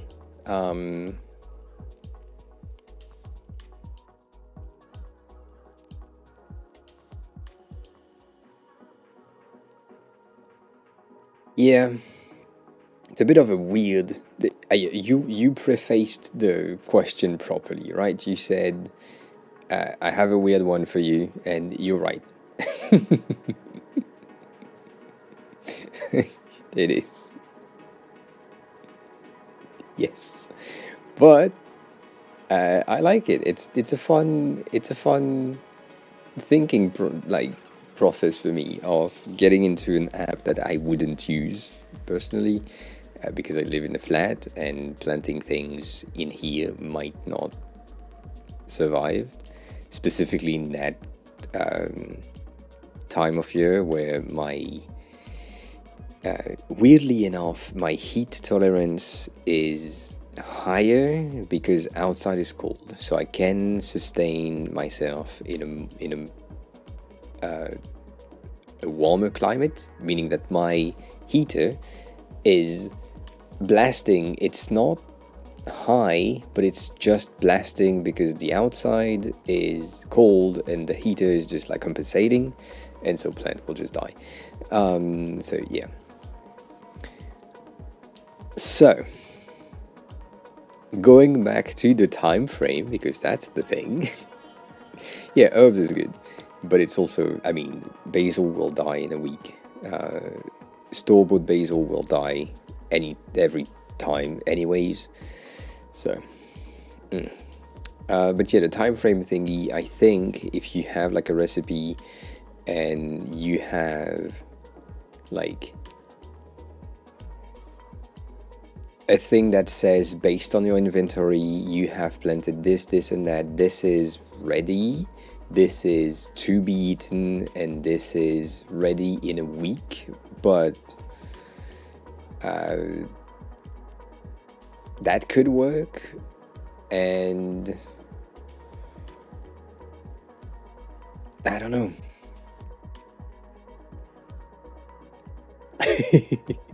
Basils are just weird. Basil leaves are sensitive to heat changes, heat temperature changes, and also at the same time absolutely love them. It depends on the variety of basil that you have. If you go with, I think it's a Thai basil, it has a bit more resistance. However, it's a bit more spicy. It's really interesting.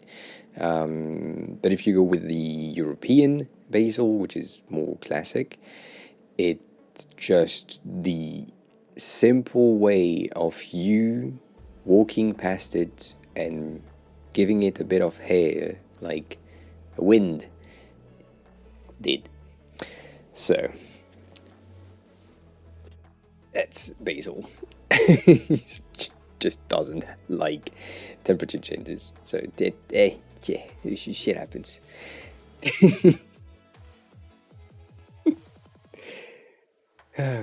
So for that time slot, the thing is,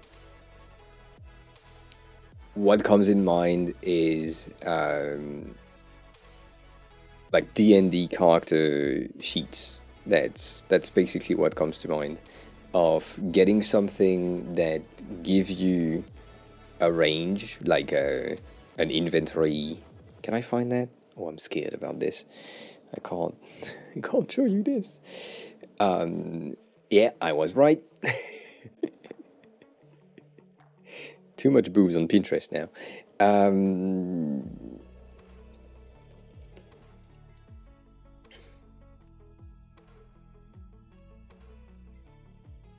Right.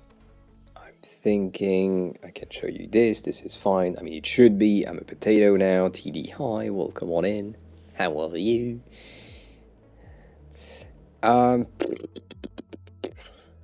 Yeah, that's bad, but okay. Basically, these beach ass thing could work. Could work. We're looking at D&D character sheets, and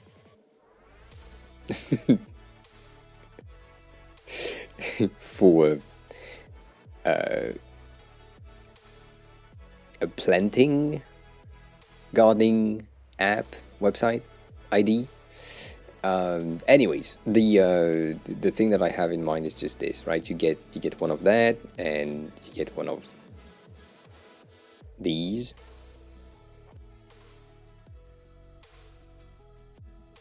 And you have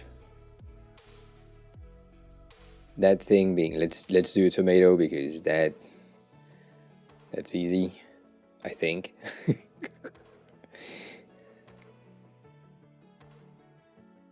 So tomato start green, goes into an orange type thingy, and then let's go bright as red around shit around my bad around here, and then you get like a bit of a darker red, and then around here you go into a brown did. And so your range of eatness, availability for eating, would be somehow like so, right? I would do that. I would do something like so, saying that availability range is around here. Probably with one of these design, right? that could be a thing, like that's the range, and so the person can check where it's landing on their thing. Let's do another one with a more realistic banana, because right, we can do that. More realistic banana, yes, of course. Oh, that was pretty nice. That was a pretty nice transition right here. Let's do that, and let's do the last one being black, because that happens. Right, and so the ripeness here for a banana is starting around here, and it's good until there, right? So you get like a wider range for your banana and a bit less for your tomatoes. But same thing, because you don't know when you bought them. It's a bit of a... yeah. It's on stream. You need contrast. Yeah, I went neon yellow, of course. I agree. I can tone it down a bit. Okay, all right.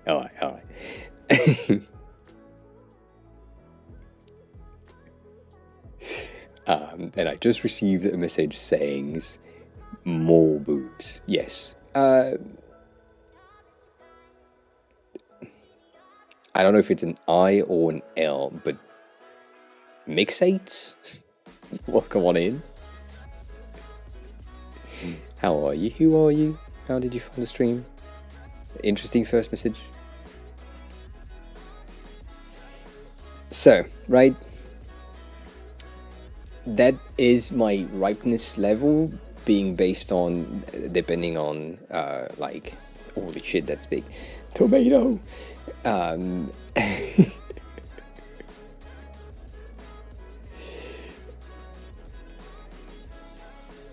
Right, you get that in your fucking fridge, whatever the fuck you have, and maybe you have a banana as well that's in your inventory. I don't know.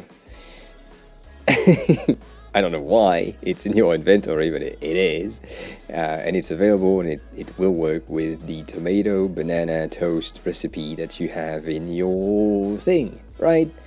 It's just Ashley sending me a message saying more boobs. That's it. That's what happened. Yeah, I mean, for me at least, going like a bit of a more D&D character sheets seems like a good representation for an almanac of planting things, which is more of a handiwork. That's why I'm going into that section. Um,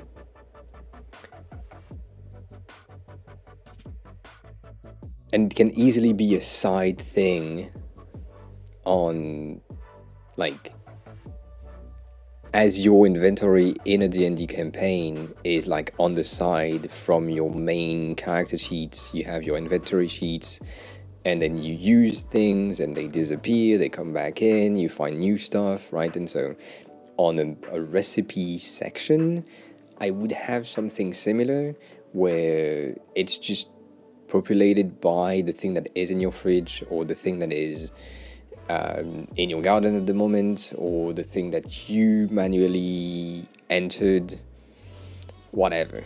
So I would go with that first brain IDs, right? So that might not be the right one. I just saw this one. This one is also a really cool potential. But it's a more complicated one to... I do. I have the brain juice flowing a bit more. But yeah, no, Matrix will not help 100%. It's bad. It's bad. It's bad. We don't want that. Mainly because it's a recipe-based element. So let's say you are in the meal prepping section, and you know that you will have needs for things like, let's say it's a toast stuff, tomato, banana for everything. Everyone has tomato and banana in their fridge at all times. That's what people do, right? And so you could have like missing from the garden here and available at hand reach, arm's reach, hand reach, whatever. Right? I mean, these things needs to be way smaller, because that is a 15 base font. I don't like that. And also it's bold, so let's go into regular. So that's a title, that's a thing, right? Whatever. I'm helping Robin Spy on the almanac of a helping website called Let's Grow for Now. I don't know if that's the name.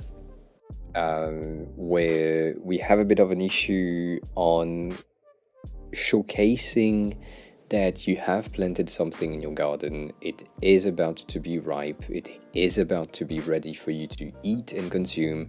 However, you have a certain amount of time to consume the thing, because after it's ripe, it perishes, because it's perishable foods. So that's one of the thing. And also in the meal prepping recipe section of that website, there is a need for linking the availability of the thing that you have in your garden, or the thing that you have in your fridge, and the recipe that you can do. So technically you could have like things as I just showcased in the in here, like missing from the garden, or missing ingredient, whatever. Ingredients.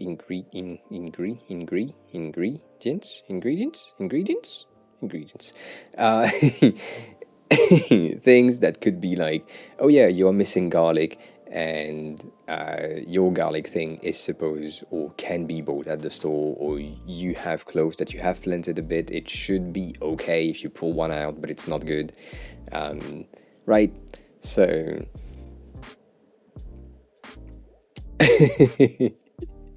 so yeah, I'm thinking that in the recipe section could be a really cool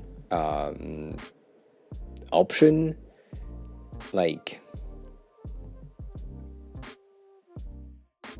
I think could be really nice to have like the what is needed and what you have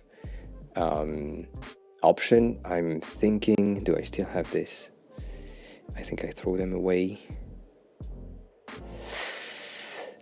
Let's see. So the scale and indicate right here, because they all have the exact same thing. The scale is basically the ripeness of the thing. So if you have like a tomato, it will go from green to red, and where you are landed is the scale in which the colors equate to it's okay, you can eat that, which basically tomato can go way further than this, but right, I mean, I don't want to whatever. And if we had other things, like if we had garlic, let's say garlic is really cool, you will have I hate it already. You would have this. Basically it is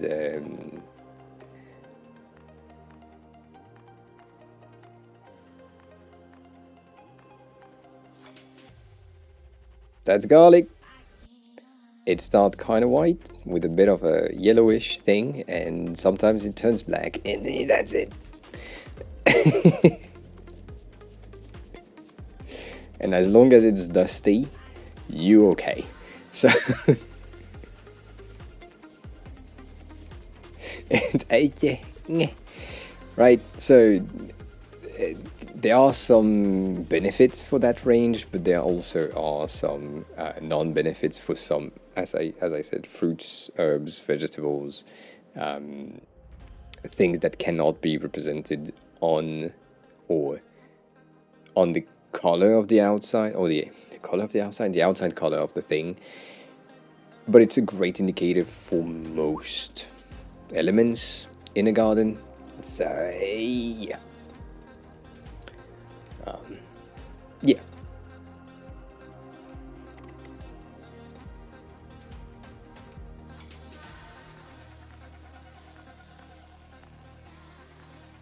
Yeah. Like in the in here you have the tips. You could have at the bottom a thing that says recommended recipes, and or this thing pairs heavenly with, I don't know, tomatoes. I mean, in tomato land right now, I have so many left. Right, so you could have that pairs well with, or can be used in that recipe that you already did like 3 weeks ago that you've probably forgot, and all that. But I would really say the interesting part for me would be to really get my recipe to say, you are missing these two things. Are you missing them, or did you just forgot to report that you had them in your inventory?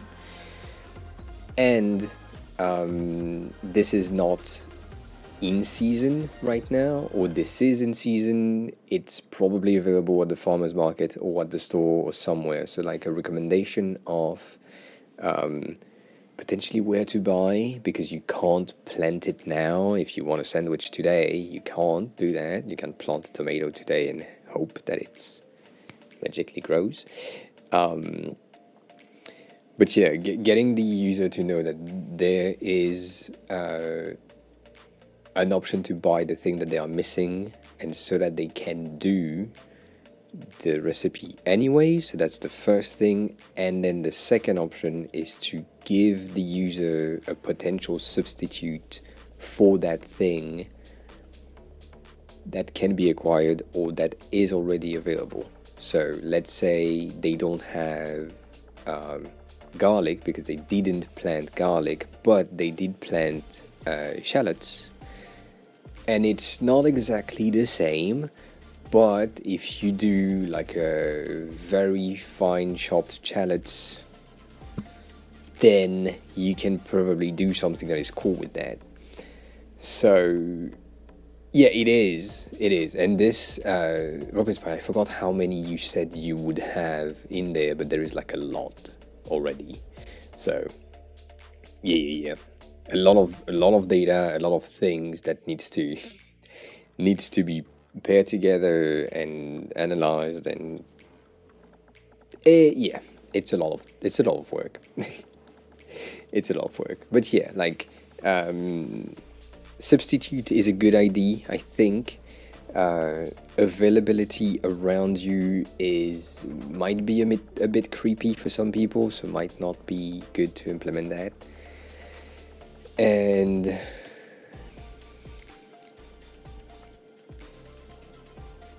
yeah, making sure that things are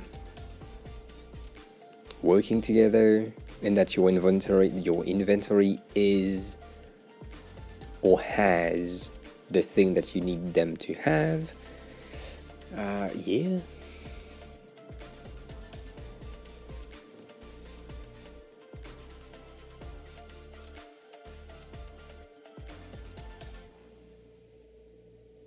I would really have the inventory sheets on the side, expecting you to get them as income violet cards, like basically weathered things on the side, a bit of offset, right? That's what you get right now. I would see that. Yeah.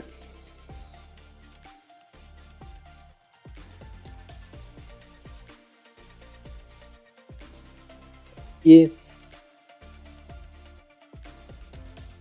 I mean, in the privacy thing, if you will need an account anyways, to make sure that you can get an inventory that is as close and as up to date everywhere of the inventory that you have. So you will need an account. So when you sign up for an account, we tell you we need location data for weather and shit. You in? People say yes, you're good, and then you can just say, well, because we know that your global location, there is like stores that have the thing that you are looking for, and that's not as you can be unspecific on the location. That's the good thing about weather-based information, is that if you just take a state area rather than a state, because a state is fucking huge. Like if you take one of the squadrons of the state that you're living in, it's like, it's okay, we know you are around here. It's like a 10, I don't know how long, much it is, 200 miles radius. I don't know if that's too much. And then, right, we tells you, well, in that radius you have stores that can give you the thing that you are looking for. And it's not as creepy as saying, your neighbors next door is selling their peaches. Do you want them? Right? So, not yet. But the visual vibe of Stardew Valley is coming in strong, and I hate it. But it is the visual vibe that I don't know, I associate it with, because there is a lot of gardening happening in there. There is also a lot of chopping things. It's pixel arted. It's fun. People like it, but I don't. Anyways.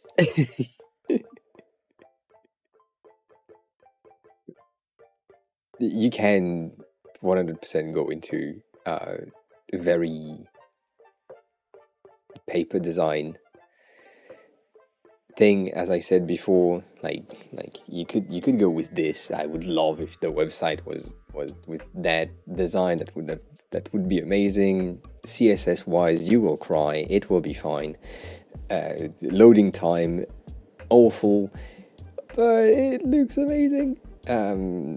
Or you can go more regular type of CSS people, and you're like, yeah, you know what, yeah, it's okay, it works, we have everything, and that's fine. So maybe um, I think, as you said last time, right?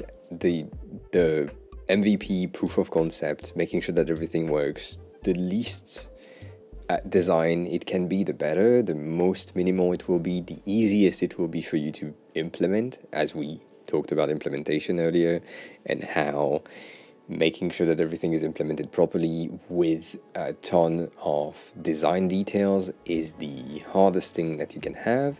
So going minimal or minimalistic in the design style is a good idea, I think, because it makes things so much easier to implement, and then you can polish things and like add a bit of a wave right here and add some texture, but you're not needing the texture right at that instant. Changing the font, finding something that is better, adding a texture in the background, the classic. Yellowing the outlines, as we did right here. Whatever. But I would do that. Inventory for what is available for you on that recipe, on that meal prep thing. I'm throwing IDs. I'm sure you had this ID already, but before you go into the meal prep, if you go into the recipe meal prep section and you have not selected any recipe, I would love a button that says surprise me. And it's check what you get or what you have available, and it says with 95% accuracy, you get that, you can do this, this, and that in X amount of time. Fuck me, I forgot that. Yes, people don't like to cook for hours, and people like to cook for hours, depends. So you could also have a range of cooking time. I was looking for, before I derailed myself into all that shit, HelloFresh that I used for a long time, used to have a lot of like these things, these recipe cards are pretty good of a reference for you to potentially like take inspiration on the recipe section and on the way that they defined the content. So like pictures of the thing, whatever, the difficulty, the time that it takes, the ingredients that you have, the ingredients that are like staples and spices, all that, the thing that you will need. I do love their card. I think that could be your design for the recipe section. I really like the way that they did the paper thing that you get in the mail on the box, if you have ever used HelloFresh. I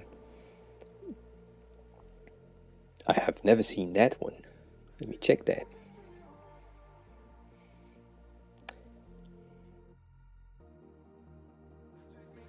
Yeah, that's simple enough. That's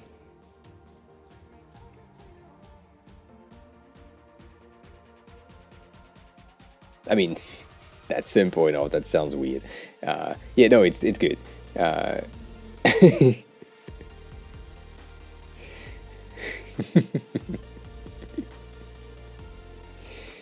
Yeah, no, that works. So yeah, something like this, like simple, minimal thing works, and then my ideas for the ingredients, giving that you have a preview of the thing.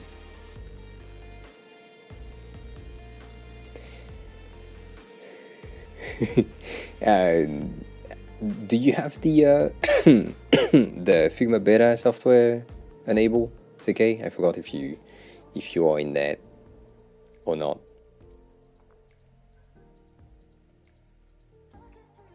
I don't know. Okay, because in beta you have wrapping content and min max. Just throwing that out there. If that's interesting to you in some use cases. Pot told me that yesterday. Um, as in, we were talking about it, and she was like, "Oh yeah, I just noticed that in beta." Okay, interesting. Didn't know that. So yeah, turns out they will probably release it in the next config event, maybe before. I don't know. I haven't tested it. I'm not using beta right now, but yeah. Anywho, ingredients, right? Ingredients, inventory. I like that. It's fun. Ripeness level, color range seems to be like a good base, and like it also gives you like a really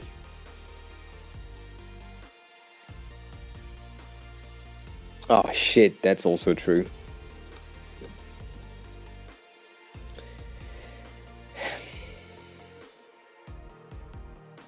Ripeness level depends on the recipe, because you can have a specific recipe for a jam and you don't give a shit about the ripeness level of the fruits that you have.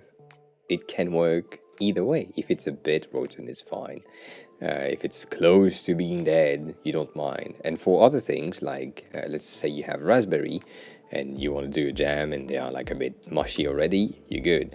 But if you have raspberry and you want to put them into a salad for some reason, if they are fresher or more in the pinkish side of the reddish of the, like, right, pink red raspberry thing, then the range needs to move, so it's available time or like color that it needs to look for that specific recipe. It's fucking annoying, I know, it's more data to track, but it really depends, because there are some points where you need ripe and some points where you need not entirely ripe, right? If you are doing guacamole, a more ripe avocado is sometimes not necessary, and a very unripe avocado is absolutely not a good idea. So the range can fluctuate depending on the recipe, and so that is annoying in a way.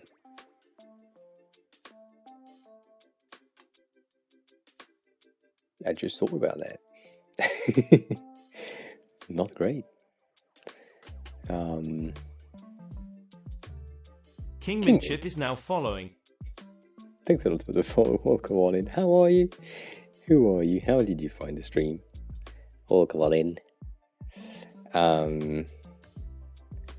Yeah, I mean, it is a very specific thing, right? But maybe you're looking for tomato salad and more of a ripeness thing is cool. Maybe you're looking for tomato whatever, and a bit more acidic is needed on that recipe. Like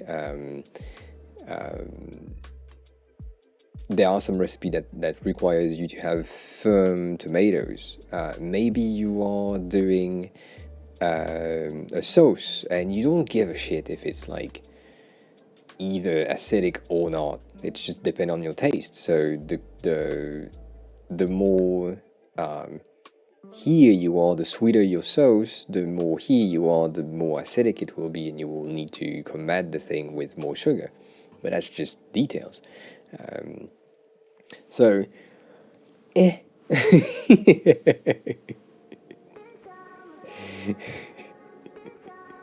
yeah. For banana bread, if it's more ripe, it's cool. If it's not, it's fine. But if it's like green, not, not great. Not great. And yeah, if you have something that is like available at arm's reach with like the harvested, and then on harvest day you reference where you are located with like a thing. So let's say you had bananas in your garden, which is weird, but fine, shit happens. yeah, could have, like you're here right now. Yeah, weird legs. We never know. Right from what you said and the days that passed, you're supposed to be around here on that bananas, and it's fine. But yeah, we can't be for sure. It's just an estimation. Like you are supposed to be around here. Yeah, sorry. Yeah, there are bananas. Shit happens. I don't know. I don't know why bananas came up, but it came up. Maybe your tomatoes are there, right? Eh. I'm a bit against the range positioning because, I mean, first of all, the design of that thing is absolutely ugly, and that's not the go-to, 100% not the go-to, but it is already busy in terms of what you're supposed to look for and how it should look and how it can look, and it, design-wise, it's just an ID right now. And I don't like that it's just an ID, but it is just an ID.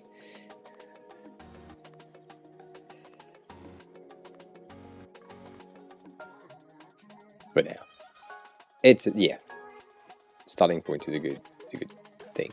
The more I'm thinking about it, the more I'm like, you know what, these ranges needs to have like a bit of an outline, stroke, because if you don't have a stroke around here on your garlic, then you won't see it with the background. For accessibility's sake, these range things are a bit huge in terms of visibility, so you can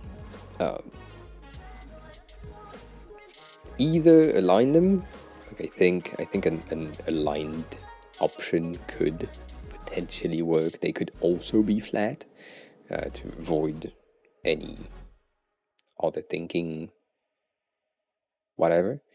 And some of the options that you can or could add is or are these, like getting a darken option on both sides, saying that, right, that's the range that you want to have, or a lighten. You just want to highlight the part that needs to be visible, like it's supposed to be that color right now.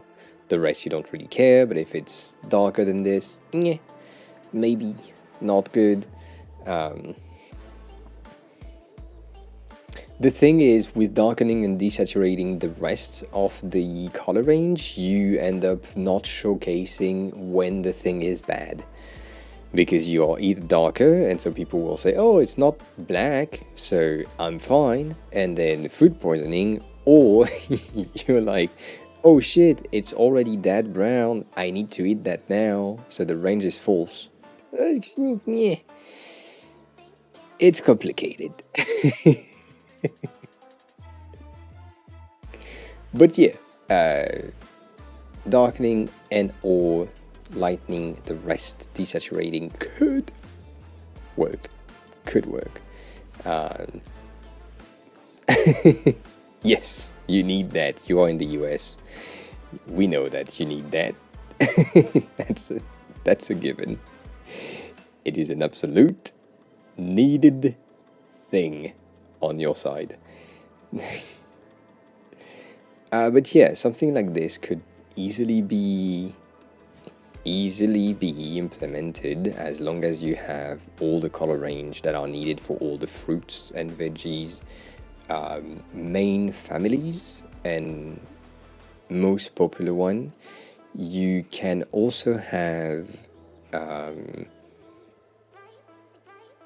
information about awaiting data on that fruit or that thing if, right, for some reason someone has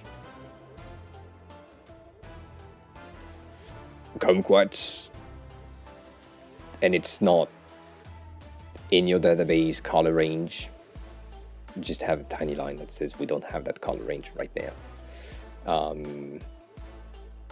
But yeah, I'm thinking too much.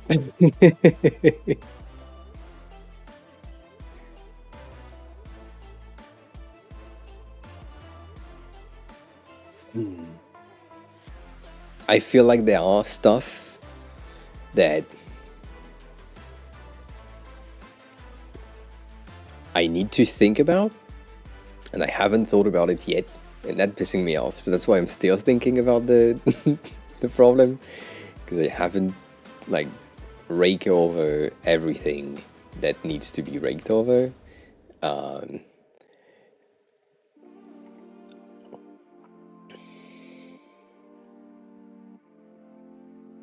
Let's think a tad more.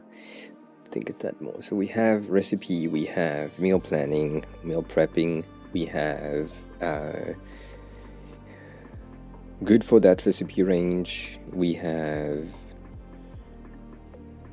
bitch you need to eat that thing soon range that is probably on the inventory side, so you need to have the inventory. You need to have a thing that says this is your inventory. So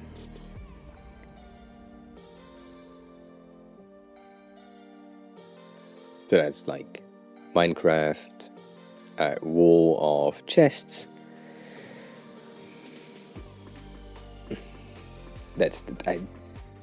My brain is game oriented for that. I don't know why. It has associated game design with your product 100%. So Stardew Valley, Minecraft are the vibe that I have as pixelated, simple, simplistic overall design, but with a lot of texture and feelings tied to it. So yeah, it's the association that went through directly. So I would go with that. So wall of chest, right? Classic inventory in Stardew is also really interesting because it has cute little tiny things. Anywho, you said that you can do the illustration and the assets yourself. I think a botanical illustrator could be an amazing asset on creating or finding like a free resource of old botanical drawings of any fruits and veggies that you have logged in, kinda. And then for the newest variety of things that are not in these free resource of illustration, you could hire someone to do something in the same style. So, right, that could be really cool. But that's for later. MVP first, without illustration.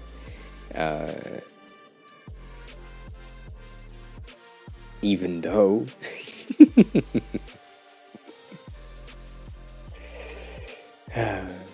I have seen so many projects fail because the MVP was not well designed enough, or at least didn't have the main page designed to their fullest, and the entire project just died because the user that tried it were like, it looks like shit, I can't use that. I like the concept, but I can't use that. And then they just racked the feedback in something extremely negative for most of the features. And then people were like, then people don't like the product, so we killed the project, but people wanted the thing. So there is like a healthy way of designing the thing right, designing the thing to its fullest, and designing the MVP. And in that range, there is for specific thing, there is a need for more design work, and for other things, there is no need for more design work. So, dev-wise, anything that has a native version of it that can be done with a markup, like a button, a toggle, a date picker, select, these things, design them on the website, but use the native behavior, like the scroll bar, same thing, use native behavior as much as you can on these things. Sliders, same thing, there are sliders that are already built in. You can use Tailwind for easy, quick Tailwind component creation, whatever, with a cool design, like flat design and all that. But as many as possible of native basic browser components is what I would recommend, because you know that you just need to have this and then you need to create the style for that later. You don't need it in the beginning. So native first, then native browser first component will help you tremendously to go faster. And yeah, Genie, hi, welcome on in. Keep as minimalistic as as you can. I'm dying again. But yeah.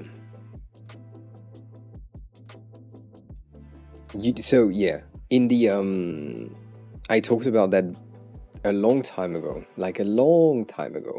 in my process of designing pages, website, apps, whatever.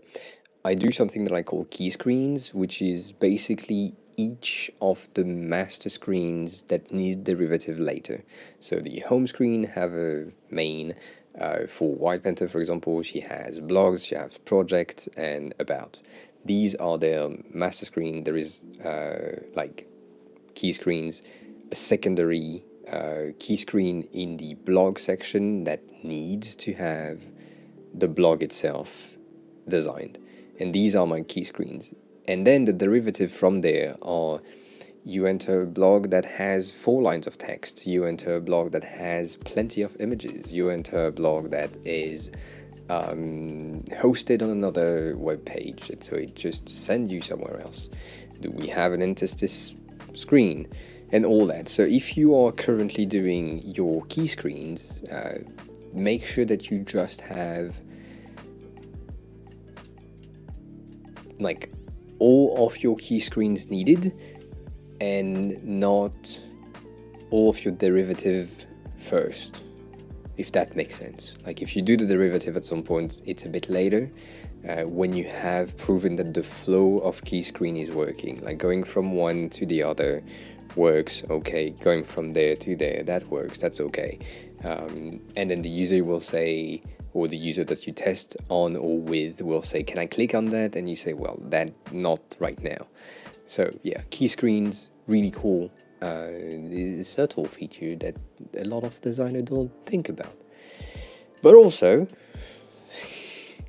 it's a bit of a not so good thing, because if you do only the key screen in the beginning, you can feel like you have everything and it works, and then you forget substates, subderivative that you absolutely didn't think about, and sometimes that doesn't help. So yeah, everything has pros and cons, right?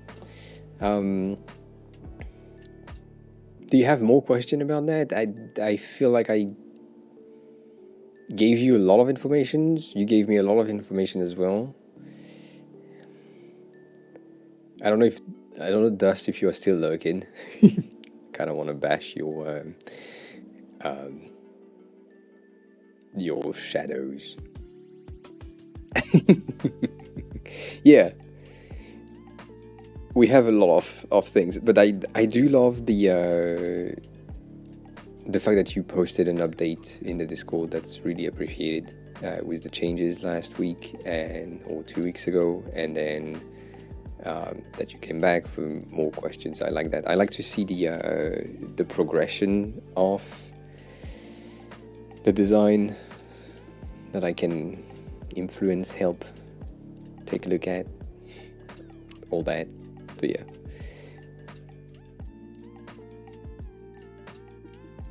Yeah, don't give a shit about UI. Let me be clear. As a UI designer, don't give a shit about UI in the beginning. Like, just my main thing with new project is use Tailwind components when you are a dev. Like, just use a UI kit that already is dev'd, and you can just call a component and it's done. It, like, I don't give a shit about UI. Just use something that is pre-made. Even if it's like MUI, even though I hate it, but it works. I'm saying Tailwind because it's just way faster and cleaner than anything else right now. But yeah, Mentine.dev is also okay. I hate it, but that's... No. The MUI U is fine, but it has too much customization in it that make it less accessible, even though it is marketed as a more accessible UI kit. So there is some confusion in what accessibility is specifically in that section. Bootstrap 5 is okay, you know. I mean, like, the latest version is up to date. The design is fine. I'm not against it. And it has been here for so long that, yeah, exactly. No.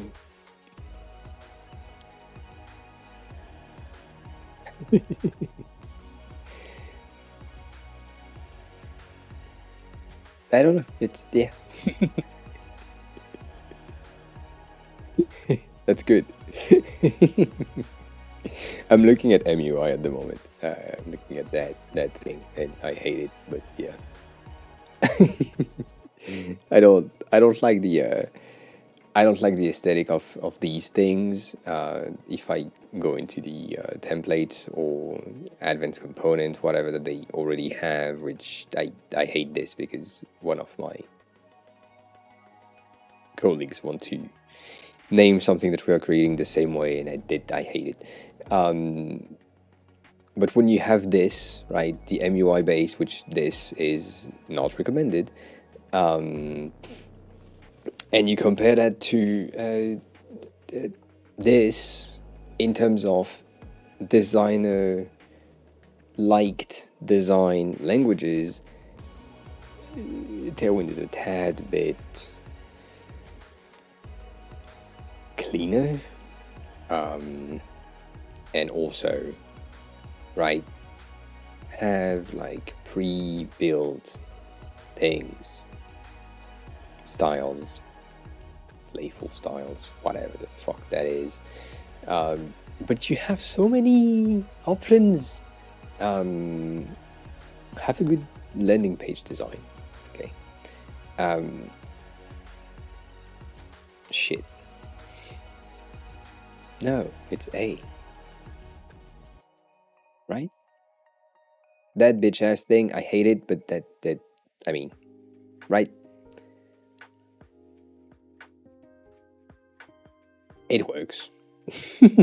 That's it. I hate it. But yeah.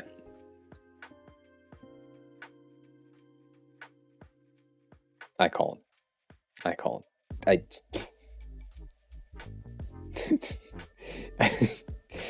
don't know where it is or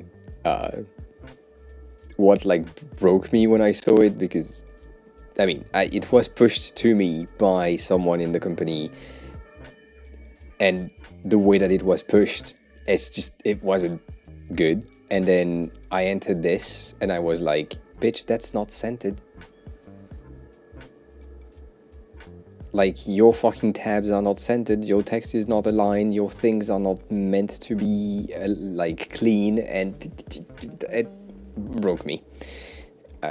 When they say that it's a carefully crafted whatever amount of components, I was like, bitch, you're not carefully crafted, nothing is fucking aligned on your thing, and yeah, I hate it. But there is plenty of other options. Yay. The life of someone who can see the misalignments. Yes, that's the main issue that I have. I can see the fucking pixels on the side, and I'm like, why? You could just add one pixel at the bottom, and we are good. But no. And I get it. That's going back to the font thing.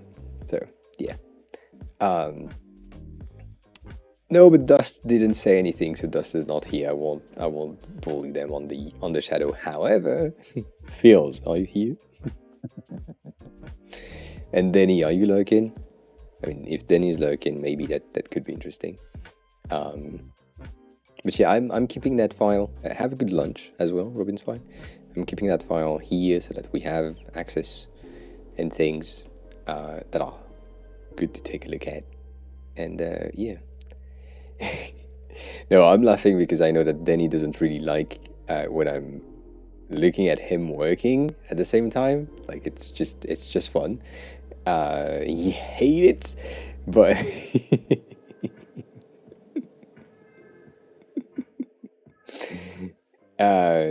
but yeah, I'm looking at things. So Feels, do you have some specific things that have been updated that you would like to have a bit of a quick look over, glancing? I do know that you have been adding a lot of, oh fuck, that he has been adding a lot of shit in there. That's cool.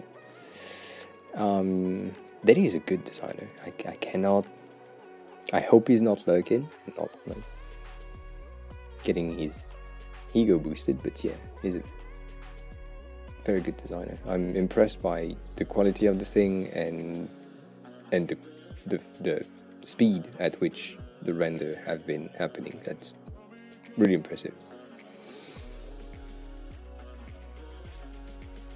That no though. But yeah, yeah, that's no. Yeah. But yeah, I mean, you say pretty busy. How is the can I go in the live version on the production version, or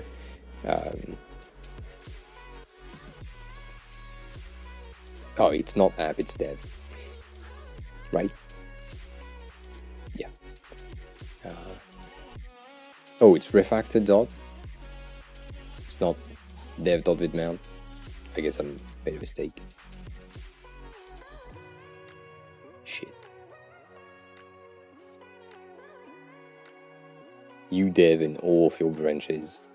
Refactor dot.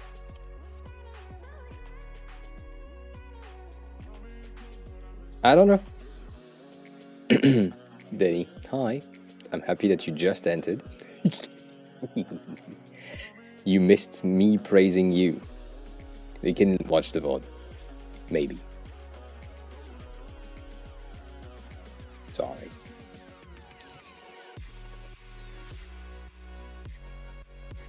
I'm taking a look at the update because I know that Stony is talking about it most of the time, saying that you are going very fast. So that's really cool. And yeah, do you have specific things that you have worked on that I haven't seen yet that you wouldn't mind me glancing over? Yeah, you're going very fast. The amount of pages that you've done since you started to take on that thing. Yeah, but it's still... it's still going fast. You have still done a lot of shit in a quick amount of time. Did you add a teeny tiny amount of... No, didn't. Um,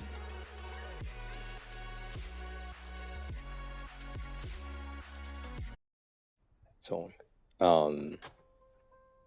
Yeah, I've seen you were playing in there. You want all the way to here? On that dashboard with the fucking map. Yeah. Okay, let's zoom out.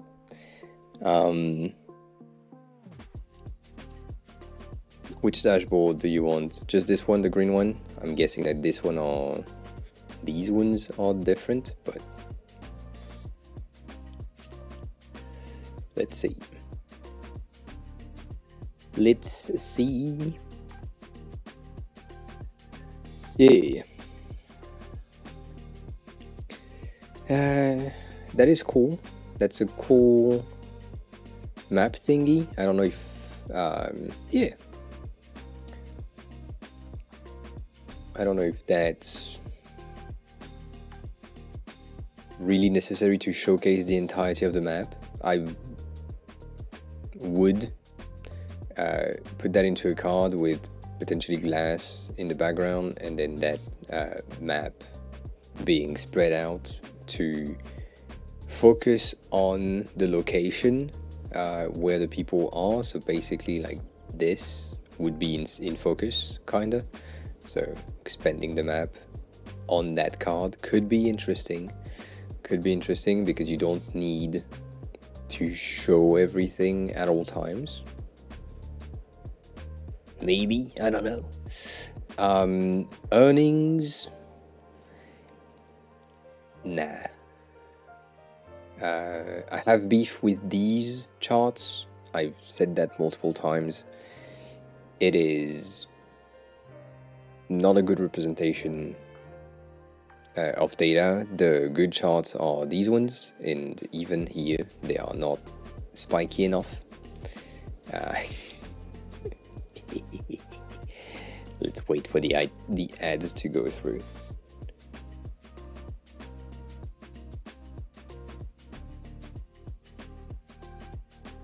Take a sip of water. In the meantime, let me see. Thanks a lot for the gifted sub. I appreciate that. I don't even know if I have alerts for that. You got a sub, Denny, for some reason. Phil decided to gift you a sub, so you now have your things back. I think I need to switch.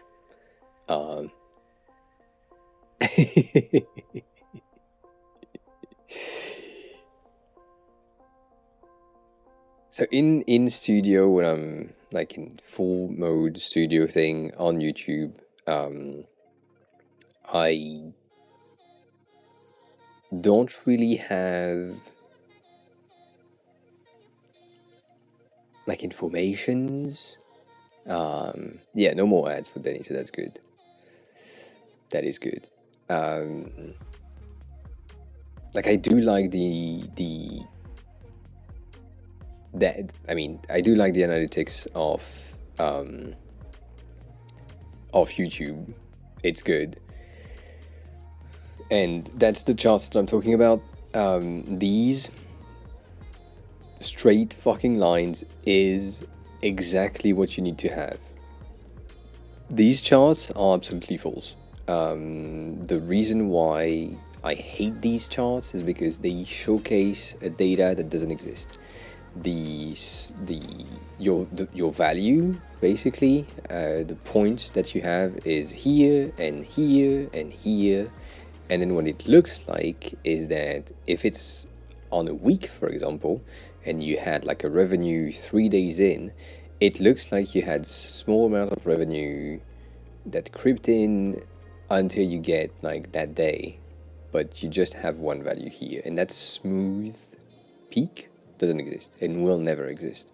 So I don't like these charts for that specific reason, and that's why I do recommend you to move away from wavy charts and go into something a bit more straight.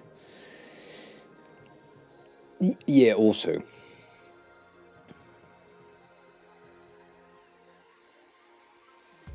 I mean, the thing is, the charts, I think it's charts.js. That is pretty okay. In terms of what it gives you, it's enough. I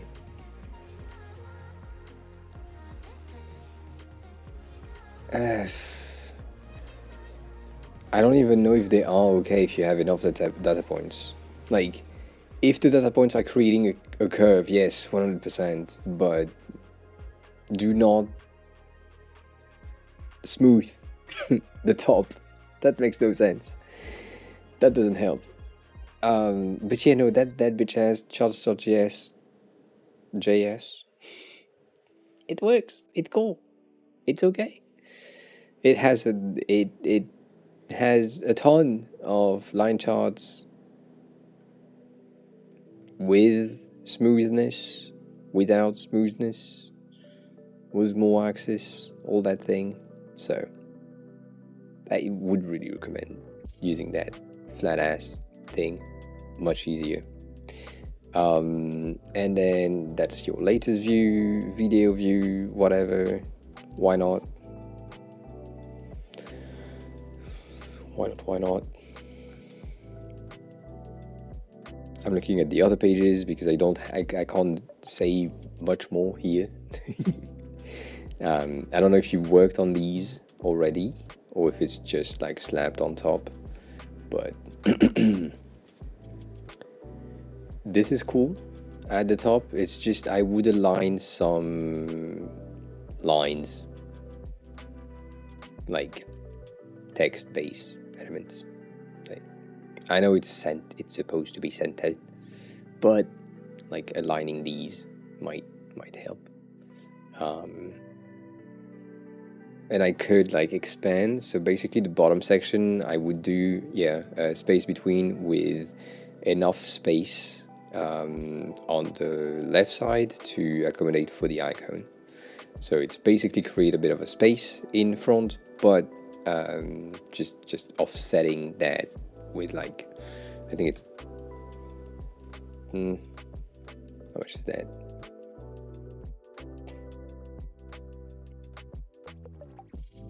$54. It's at 54. Damn.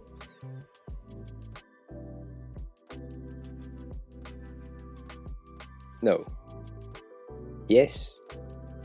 Kinda. A certain amount. Thank you. Appreciate that. Yeah, 44. I was kind of right, but not exactly. Yeah,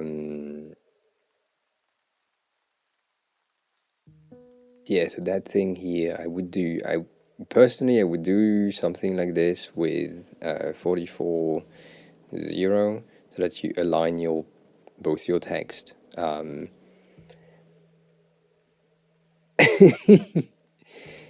That will just help. So it's pretty simple. You should have like a component out of this. That's a given, but yeah.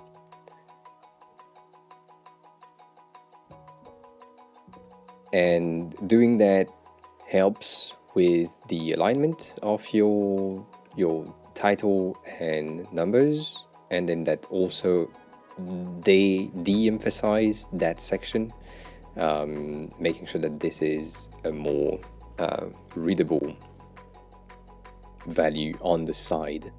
I would potentially make that a tag from time to time when it's important, but also not necessary. In terms of fonts, you're kind of good into 14. It is a tad sort of badge, yeah, maybe.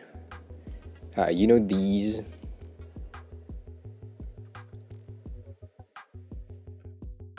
Nope.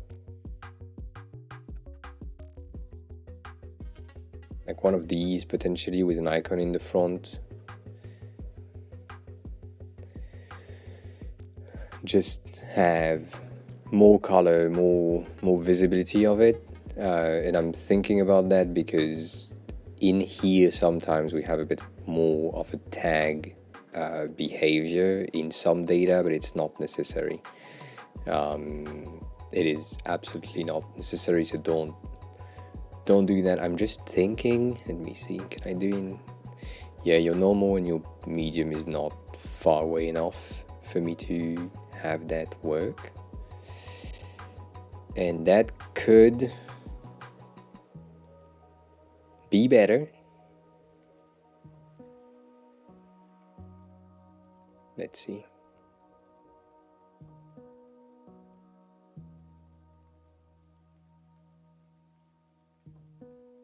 Because the data is on the far right, so you put it on the far right. That's an option.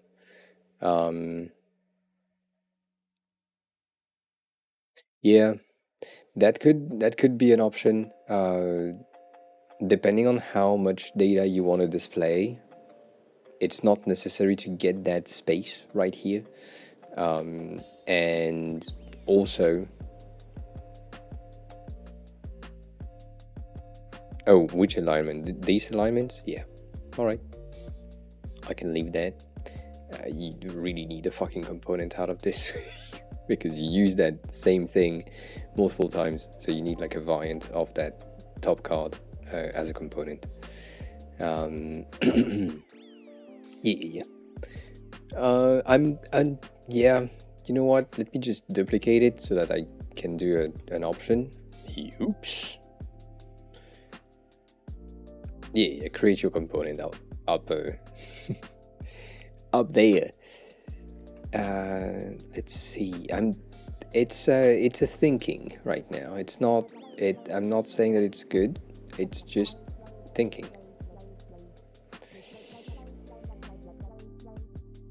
More width, more height. Sorry, and potentials. Not misalignment, non-alignment. Why is that not the same fucking text? I don't know. Can I do that? It's at 14. Let's put that at 12.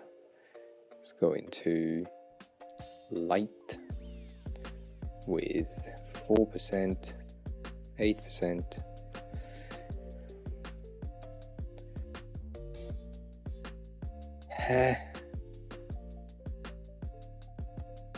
It takes more space in height. I kind of like it because it aligns everything on the left side, and so you don't have to visually be bloated. It might need a bit of a visual alignment though, so you have two options for visual alignments. You can either add a bit of padding margin inside of your things, or you can cheat, and I like this cheat. And you can just use the stroke. So basically 800 is supposed to be this one. Yep. You use a stroke that you put outside, and so it just grows your element. You put then a 2 point, and it kind of do what is called the overshoot. And that visually align the content without really being aligned. The thing that is annoying with that method is that it only works on have a good rest of your day feels.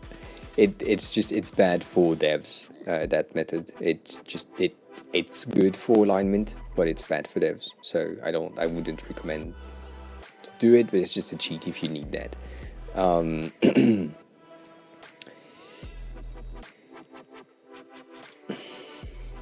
Yeah. Details. I don't know. That was a test. I like the alignment, but I don't like that misalignment. I feel like you're wasting space here. That's the main point that I have. I have a feeling that it could be better for some reason.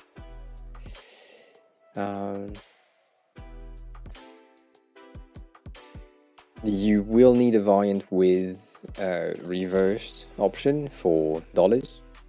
Just know that. Johnny Hydra is now following. Johnny Hydra, thanks a lot for the follow. Welcome on in. How are you? Who are you? How did you find the stream? Happy to have you here. Yeah. I am unsure about that misplacement and space here because it matches on that thing. It's good, but it doesn't match with the rest.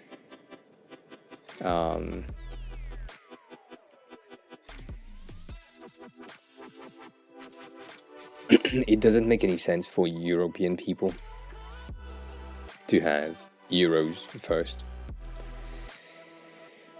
So it needs a variant. I know.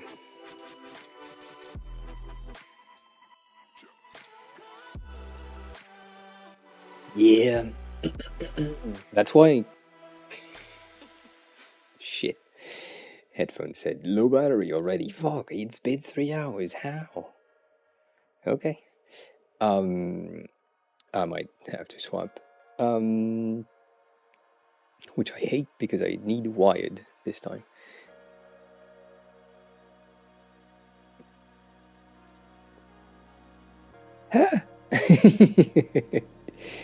I kinda...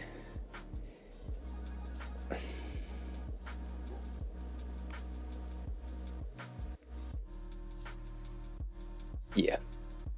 My brain is building component in this.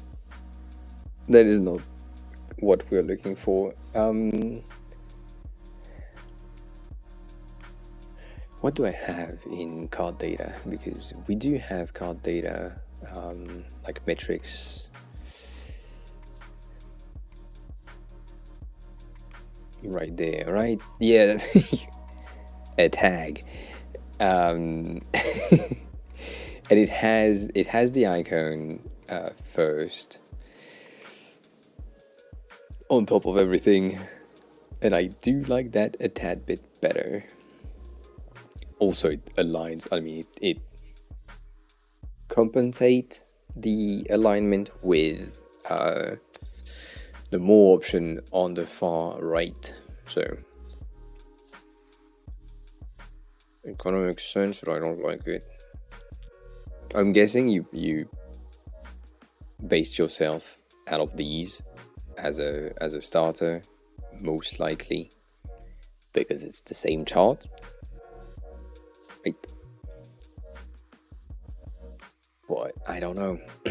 There is something that just doesn't.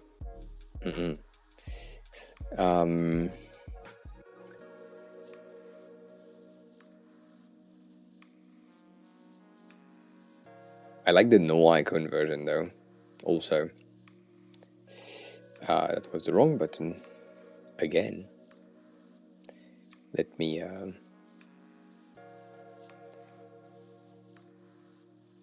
do another try. That will break things though, but you know.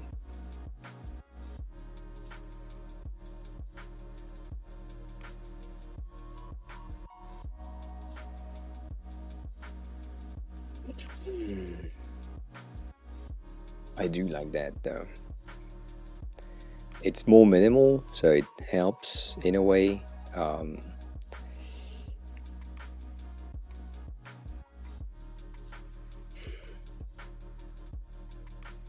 We don't recommend caps, but I still do it.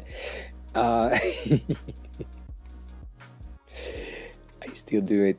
And then here, let's say that you are in either or shit, and you get just the full size dollar sign and or the euro sign. I don't have it anymore.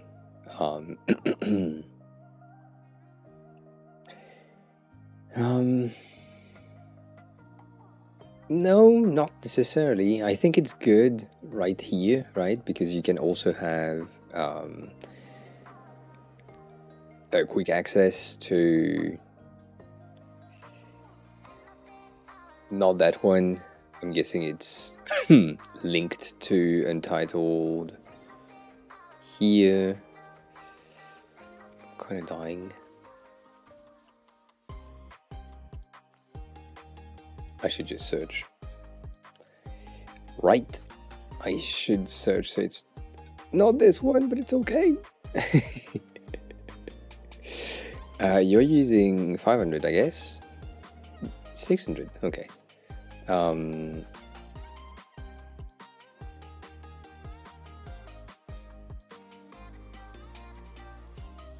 Right, it's enough visibility in terms of color changes, usually red and green, to be visible. However, I could recommend you to go into the 500s because you're in dark mode, and or potentially the 400, just to make it more visible and a bit highlighted. Oh, you're using the 500 for the icons. That's an option. But yeah, it just it's subtle. You probably can see the difference on stream because it's a subtle difference, but it's still visible. The lighter version still gives you the green, so you can see that it's a positive value, even though colorblind people might have an issue. But your version that is on the far right now is a bit muted, and so on the dark mode it might be a bit complicated to read for some specific colors, hence the red. Yeah. Is in the middle of the card a little empty? Yes it is, but do you give a shit? No.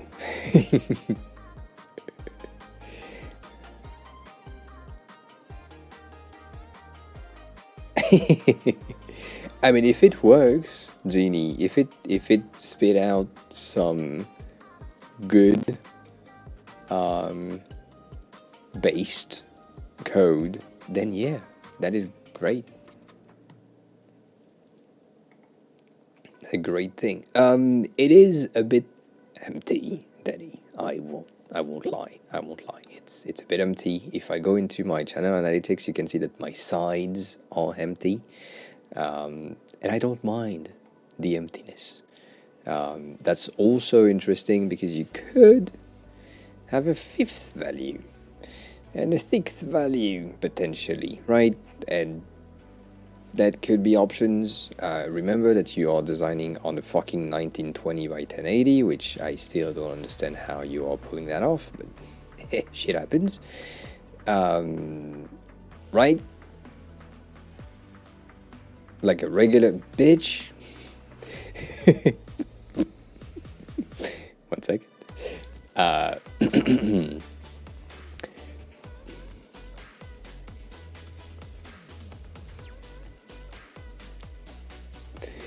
Can you resize yourself? Yes.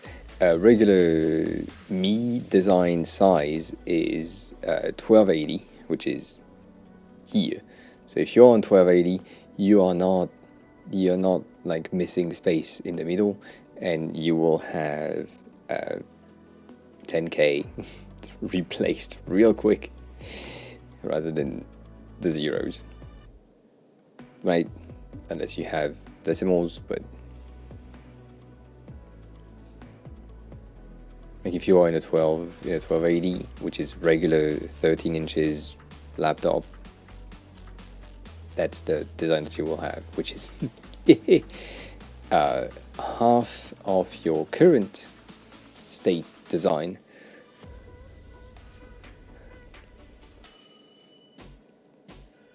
It's not Mac users, to be honest, on this one. This is an XPS 13. Ashley, have a good look. Thank you for the boobs message earlier. We appreciated the boobs message. It made Cat happy. Well, we match hoodies. That's fun.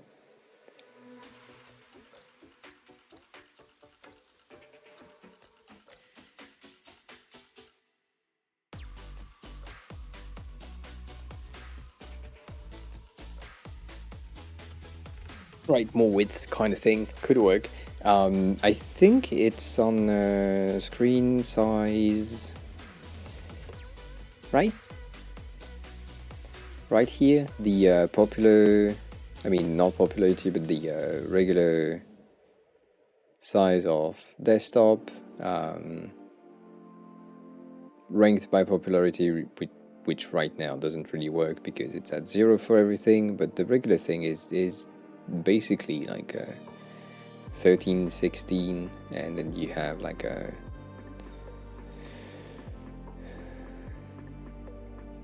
Chromebook right here. It's yeah. I think it's the SPS 13 or 14 that has like a similar values thing, but yeah. I do too. My ultra wide is the same base that you just gave. It has, yes.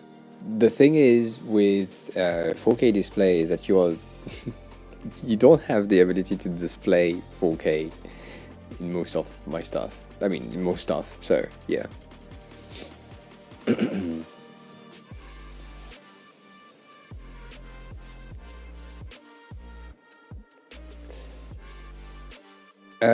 Say that again. For portfolio's sake, should I resize all the tabs before I go further with my work? Because then I'm gonna have a problem to resize everything. You mean going back to that size of screen? Is that what you're saying?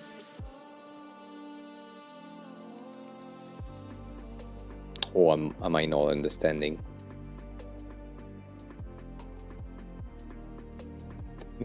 Yeah, this is fucking amazing. I think it's sadly time. Headphones are dying. Okay.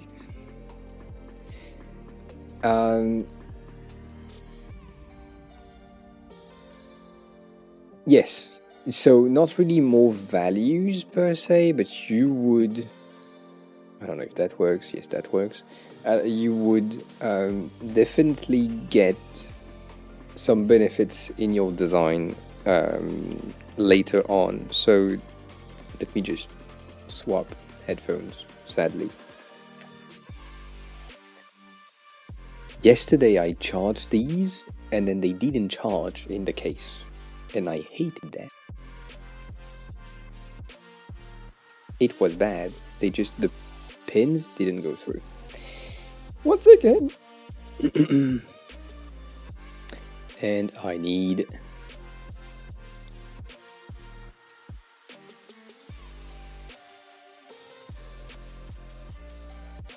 damn. So shit, that is loud as fuck. That's not what I like to hear, but oh, maybe that's why.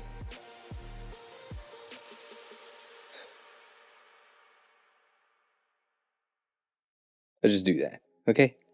That's fine. Okay, fine. So in the thing that I'm trying to talk about right here, designing your things in a 1280, which is a small screen, is a bit of a hassle. It's a bit annoying, I know, but it helps you to know that everything that you have on the page will be fine on the bigger screen. And it's some of the smaller screen that you can have, so it will be fine on a smaller laptop.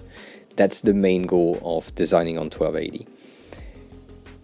It ensures that the content will be fine on a bigger screen, because right, it's just stretching content, giving it more space, maybe having more values in the gutters, in the spacing, whatever. Maybe the font can be bigger. You decide, but if you design in 1920 as you did, you saw that when I resized everything to a regular 13-inch laptop, every text was breaking. And the cards at the top where you were losing data, and that means that the user will have to load the thing and it will be broken. And so to ease the thinking process on the dev and to ease the thinking process on yourself, if you force yourself to cram things in a smaller format, it's a tad bit easier later on to make sure that you can just extend the design and it will work. So let's say you have this and you say, well, I need to see how it looks in a 1440 like desktop. Okay, fine, it works, it's okay, I'm good. And then if I'm going to 1920, am I good? Yes, I can have a bit more space with the text and not rely on 10K, and I can have all the values in the decimals for people who have like bigger screens. So that's one thing. I could also say, well, if I'm on a 1440, I could have like more space in both sides, like maybe moving to 40, 48 of gutters rather than 32, and so that just give me more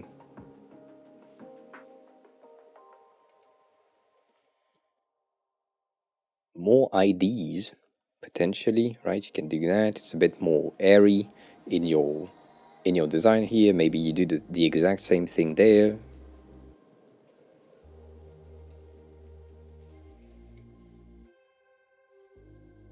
Right, 64 on everything. Maybe you go to 48 on that, just because you can. It's not really recommended what I'm doing right now, but it's options that expand the design of that specific screen and based on the small screen. The thing is, the thing is, if you design with that, you will have more space available, and you will inevitably add stuff that cannot be showcased in a small screen size. I made the mistake so many times that now I'm like a bit OCD on the 1280. But as long as you have the ability to do both, you're good. So you might not need to resize everything, but maybe when you see something that needs to have a behavior that is in check, like right here, what is the behavior on a 13-inch? What happens? How does the map resize? How does the statistic resize? This is taking the most space, it stay at a very specific width, or does it stay like 50-50? All that behavior needs to be defined, and specifically because you design that way too wide, in my views, you will have issues when, I mean, not you, but fields will have issues once implementing the thing to make sure that it matches and that it like can go through in a proper like design way. So in the end, you do whatever the fuck you want.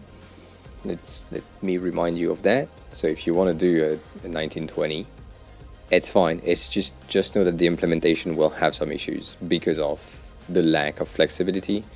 And the best option, as always, is to get the 3 main versions that you need. Because maybe you can say that working on a 3440, which is right my 13-inch desktop,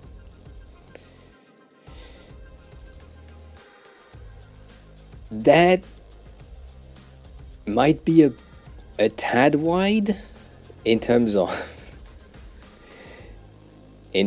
content here if you went full screen on the thing, which is usually not the case, but maybe. And that's one of the representation that my ultra wide is this. It's I mean, and Genie's ultra wide is the same thing. It's also 1440 height, if I remember correctly, and so that's like a wide ass thing. Anyways, the data that is at the center can have like a max width of, I don't know, 2000 maybe, and that's a design choice that you can have. I don't deal with it. I use the zoom option for 4Ks and 8K displays. I just zoom in. I don't, yeah. I basically reduce the 4K benefits to 0 at double the pixels. It's usually that. But yeah, if you go with a 1920 max width content central columns, you can get that and make sure that it works with your content. And yeah, maybe your navigation will stretch out and you will have a lot of white space, but it's working. Like, it's not that, which works, but not recommended. So, right, whatever you want to go with, 1280 is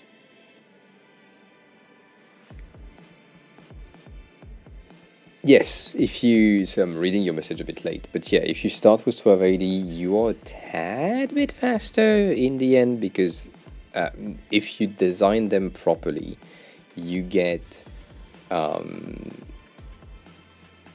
usually, yes, 750 is what I use as a base for the default of a browser. But yeah, if you start with 1280, and you do your auto layout properly, you then just need to take the frame and say, oh, so that's my regular thing. My max screen is 2000. I just extend it. What do I change? Can I add something? Do I want to add something? No. Okay, we good. Let's keep that this way. And that way you have your two sizes, your min size, your max size, and the rest is just like basically 2 clicks, like a duplicate and a click. And then you enter a value of 2000 and you're good. That's why I do prefer to do that. So that's reason number one. Reason number two is also because when crammed in a tiny space, you are pushed to make decisions on what needs to be visible and what can be optional. And on a very wide screen, you have so much space that you can put anything in it. And it will be fine, and you will have enough space, and you will be happy with the content, and it will be okay. But on a 12, 13-inch display, you cannot cram as much data.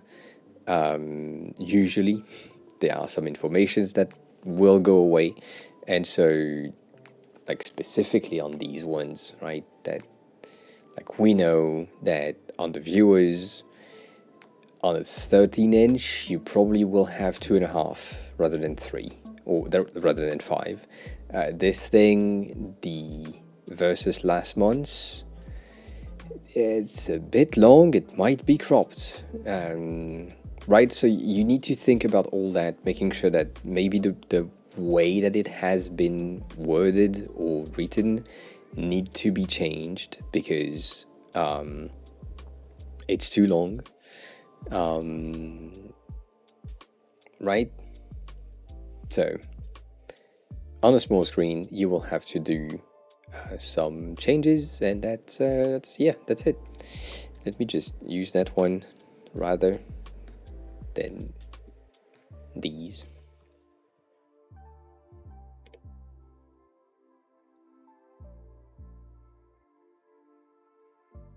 Yeah, I worked on a thing like earlier today that is not similar but kinda.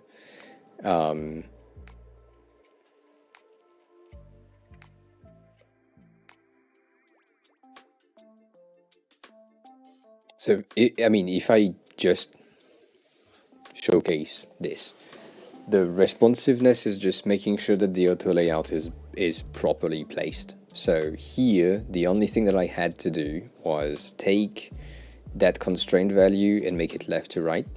Like, that's it. And then here and here, you can see that I have some issues because this thing needs to be top and bottom, and this one needs to be left to right, or left and right, and then be resized here. And so let's redo these two because we don't need them and they are currently false. as soon as this is done, I know that I have my scroll bar that needs to be also here. It has a force constraint. Right, it didn't have a constraint at all, so I can't say force constraint. And it needs to be top and bottom as well. So I will just do that. That I'm sure that it will match with anything that I resize it with. Same thing here, and then inside of that I need everything in fill container. That's the main value that you want to have. If you have been here earlier, we talked about the fact that Figma is about to potentially release min width, max width, and wrapping content. When that happens, that will be fine, but for now, it's not the case. So that's for later. So we have that. Everything is in fill container. Everything is good. Once that is done, you take your thing and you do that. And you say, well, my value now is 1440p. That's it. You're done. You have your 1440. And then you duplicate again, and my value is 1920. And that's it. You're done. And you have your thing that is properly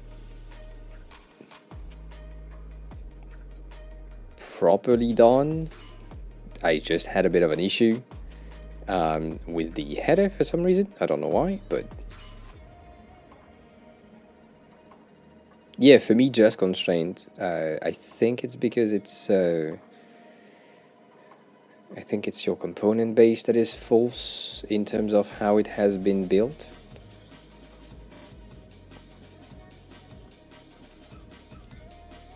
What's the false constraint is? Yeah, I don't know. Yeah, I don't understand why it's not left and right. I think it might be due to the fact that you have placement and non-placement. Also, you build things differently than me, so I can't. It's fine. It's fine. So yeah, it just constrained making sure that things are placed properly in the right location that they need to be. Yeah, I don't know why this one is not wanting to be also top and bottom. It's supposed to be top and bottom, but it just doesn't. Why? Oh, because it's in fixed position when scrolling. Is that the reason? Yes, it is. Okay, so your header is probably the same thing as well, I'm guessing. Yes. Okay, so because of that, fixed position when scrolling, it just doesn't want to help me. I don't know.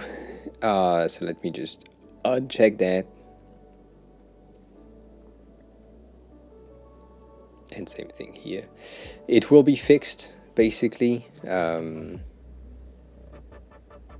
soon as you have the thing properly placed, resized, it will follow. But yeah. So that's how I do responsive. And sometimes we do wide range of options to go into a 34 inches wide screen to see how the things will look. We know 100% that people that have like wide screens don't go full width on their Chrome browsers. That's like Windows. That's usually not the case, but we never know. Yeah. The scroll bar is here to say that there will be a scroll bar. That's it. But yeah, that will be my recommendation. I know that it's more constraining for you as a designer to think about your design in a smaller environment, because I mean, it is. You can't deny that. It looks weird. It looks crammed. It looks like everything is going on top of each other. Just remember that it is a very limited amount of people that will have this, and also it just helps the dev more than anything. That's the main goal of that design behavior. And I'm looking at sizes. You're at 252, which is a tad wide, but that's okay. And here you are at 72 in height, so that's okay. You can also do, right? You can also do a component out of your main tiny ones, and then create instances of said main component and resize that. Because that way, if that's easier for you, now if I'm here and I'm saying, you know what, this subscriber needs to be first, it move to the rest in one go. So, right, that's a behavior that you can just get used to, making sure that you are okay with having main components as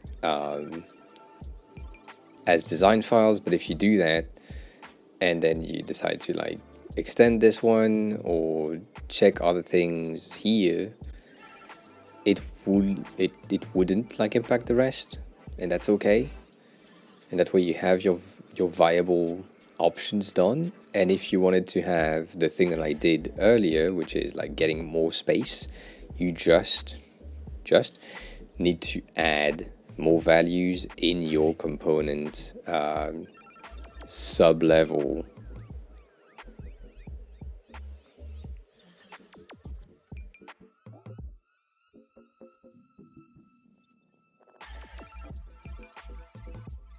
Right? And that create the same amount of width, but then I can change shit on the first and be good, right? So all that can work. Is just, it's habit and behavior definition, and you decide what makes more sense for you. I do like component as base when you really need the variation and the responsiveness. Most of the time you don't. If you design at 1280, most of the time you don't need to define other breakpoints because you already at the minimum breakpoint. But if the dev is asking for it and you've made your responsive things well, you are good. Like, let me check my file right here.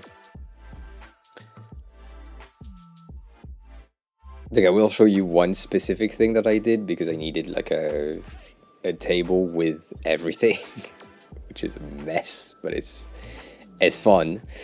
Right, I have my main frames with my cards in 1280. That's my base. And then at the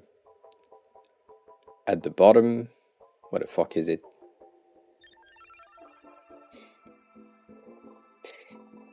Here, right, I have my regular table right there using untitled, and then here I have a table that just has all the fucking options, and I just extended the thing. I just took my main, I extended it, and then I added the column that I needed, and yeah, that's just much faster. So, I don't know, details.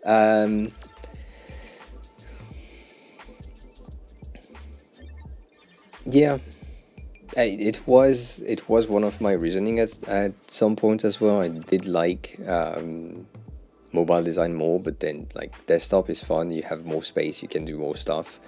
The thing that is annoying is when you need to convert then from desktop 1280 to mobile or tablet. That is a bit more complicated because then you need to think about alignments. And with the wrapping option that we are about to see, there might be some options. And we'll see about that soon. But yeah, just designing on smaller screen might be an issue for you right now to just like rescale. I mean, not rescale, but like resize everything down on all of the pages that you already have made, which, as I said, are a lot, even though you don't think it is, right? I think it is. And that will also show you how potentially in a 1280 screens, instead of seeing 5 videos, you will probably see just 2.5 with that size of components. So that can change, right?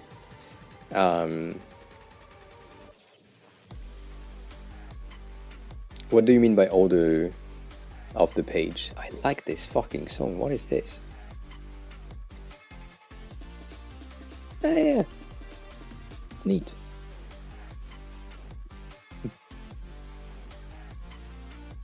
We've been having some issues with duplicating every sub page in a vertical order. Oh.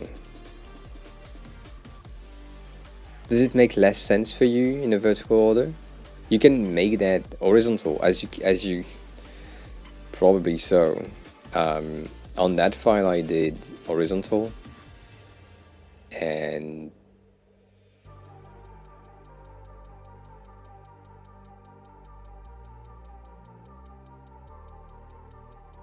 I mean on that it's a bit weird. On that top section I have vertical, and as you can see I have like a huge ass column of plenty of options for the same fucking feature. And then in the rest of the other things, I sometimes have the same, but in horizontal manner. I do use sections now more often than before, because it's really useful for the devs, and it's really useful for anyone who just needs to get into the file and check a specific thing. The title is more visible than the title of a frame. So we do like that. And yeah.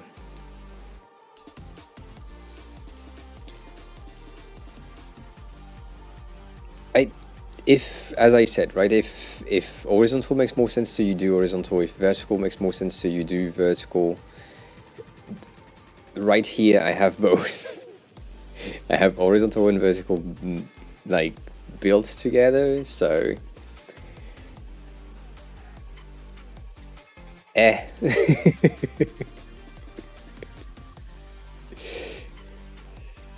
But yeah, no, the main idea, and I talked about that before, right? I create these,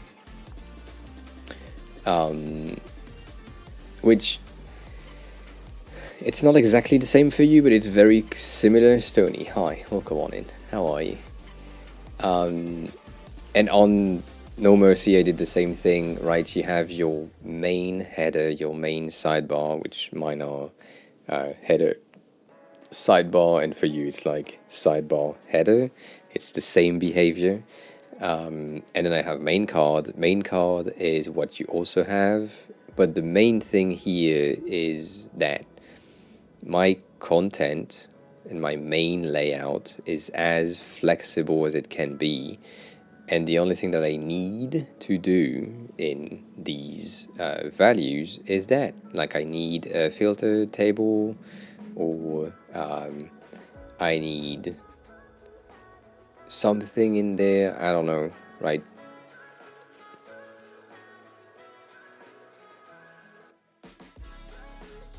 Right now I think it has a bit of a hard time to move things around.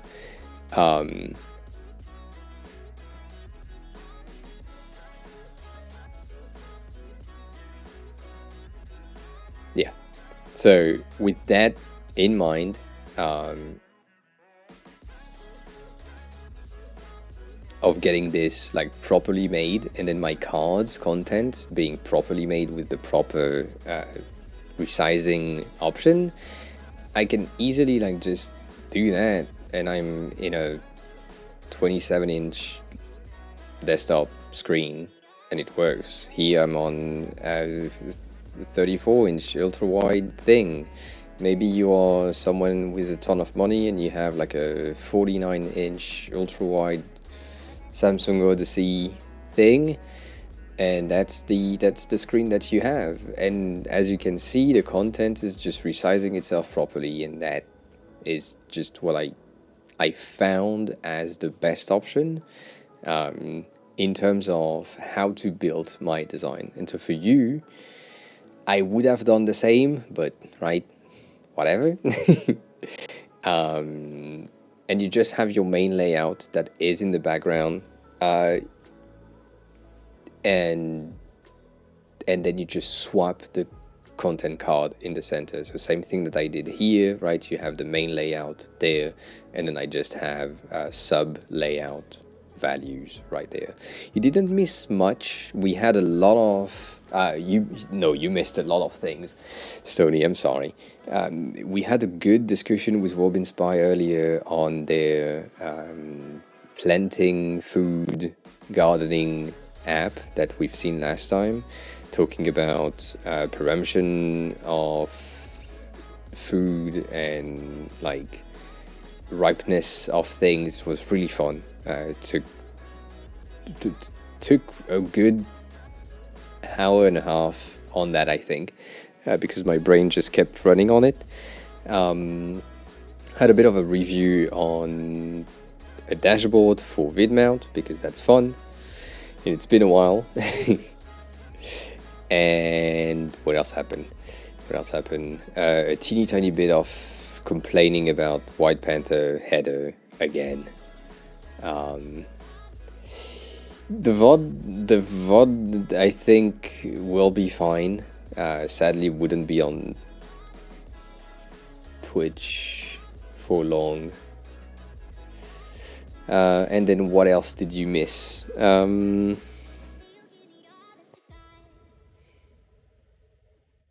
missed the plan on Japan for the next 3 weeks. I said that at the beginning of the VOD. No, it's just I decided to put the VODs on sub only, so you have access to it. The Japan, yes. That is good. Yeah, I put the VODs in sub only to force people to go to the YouTube channel where each VODs are hosted after and for longer. So it's a bit of a weird hacky thing, but at least like if you are a sub, you have access to the thing. If you are not, you know that the VODs are available anyway 3 days later on YouTube. So that's okay, I think. And yeah, you missed that. What else?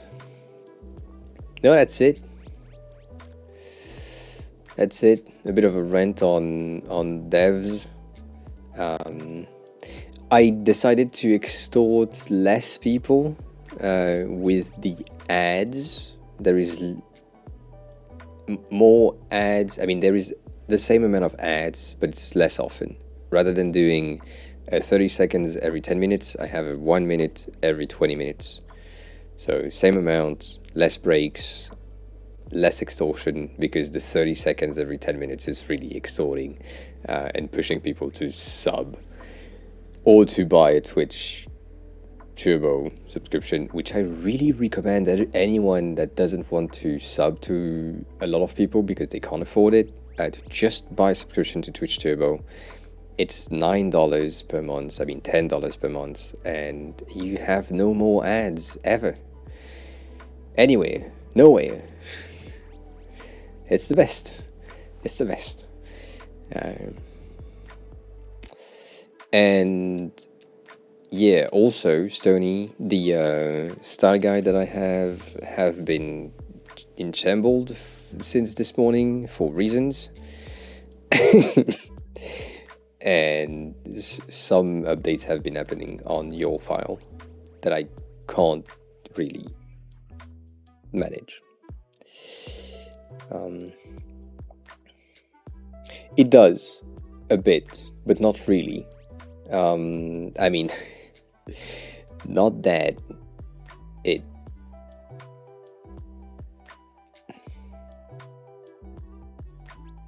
Um,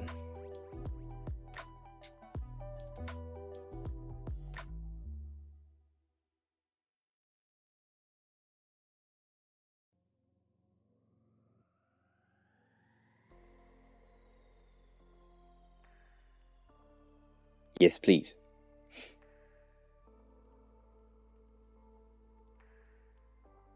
That's the ads revenue.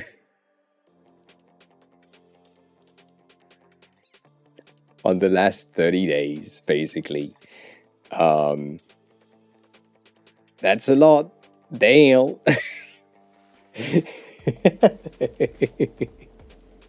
It's more than before, that's for sure. It's more than before because I put it ads, but that's just bad. It's it's just bad. Like when you look at the paid sub, I get, bitch, why the fuck? I get like 36. Yeah, I can't. It's 36 dollars right here, which $36 is basically 29 euros, 30 euros, kind of.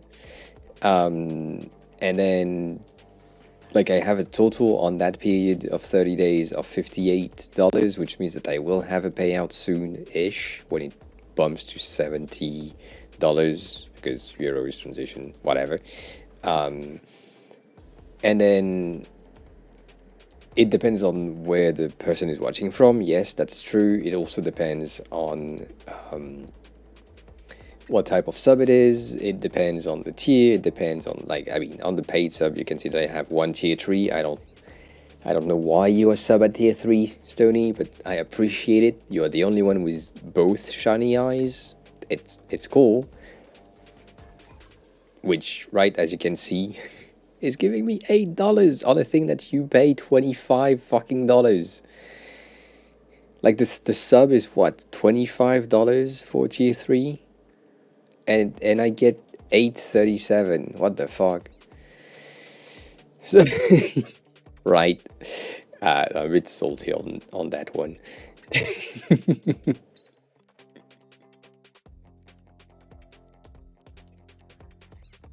But yeah, no. And then I mean, the revenue is just, if I go back to the beginning of streaming for me, so November 2021, I think, right, since the beginning, I made $1,000. So, not.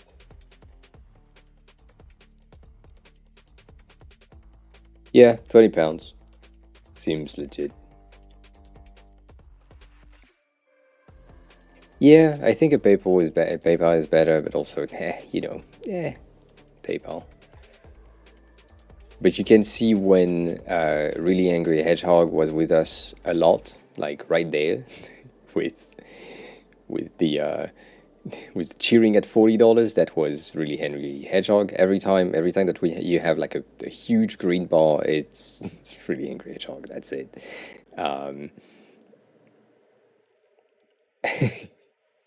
The method that doesn't take huge cuts is donations. I have nothing set up for donations other than the donation page, which I think is still working.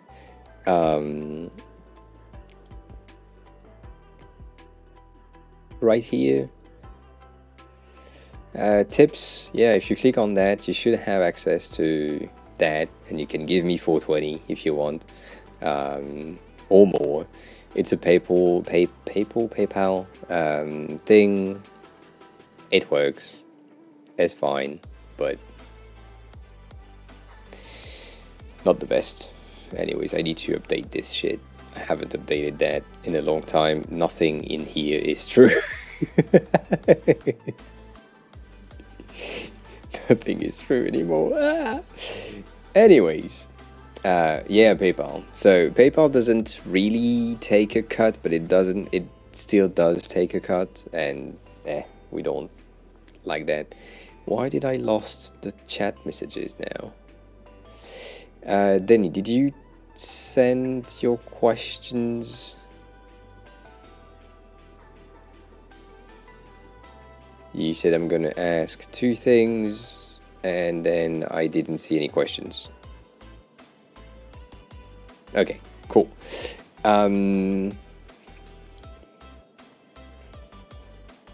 Yeah, and usually because it's a donation, it's not a family and friend thing. It's a business inquiry, which is like a 5% cut, which is less than the 50% cut off Twitch, but still, yeah.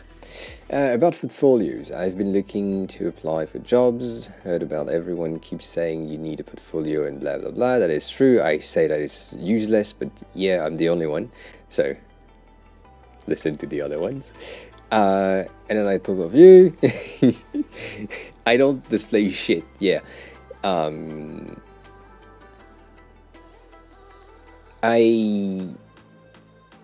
If you find a hiring manager that is like me, yes, 100% you have a chance in finding a job that you holy shit, I can't speak, that you can enjoy, and that do you think, what do you mean show your goddamn Figma file? No, I'm not doing Figma stuff right now. 1 second, I'm answering Denny. Oh, fine. Tired. So on the portfolio matter, let's do a quick rant before I move on. Your portfolio is the most up-to-date, outdated content that you have created. At the moment that you post a case study or project on the portfolio, it is outdated, or it is up-to-date, and then the next day it is outdated. Outdated in the way that you think, the way that you build things, and the way that the client decided to implement the thing that you have designed. So that's outdated, out the window directly. The way that I showcase my work usually is with a link to the live version of the thing that I worked on. I explain what I did on the thing, and that's it. It's just like, in that specific thing, I did that. It looked like this at the time, and then this is the live version. You can check it out. It has some changes, whatever. That is the most up-to-date option. I also really explain when something has changed. Like, let's say I designed something that was green with a very specific design language, and then now the live version is red.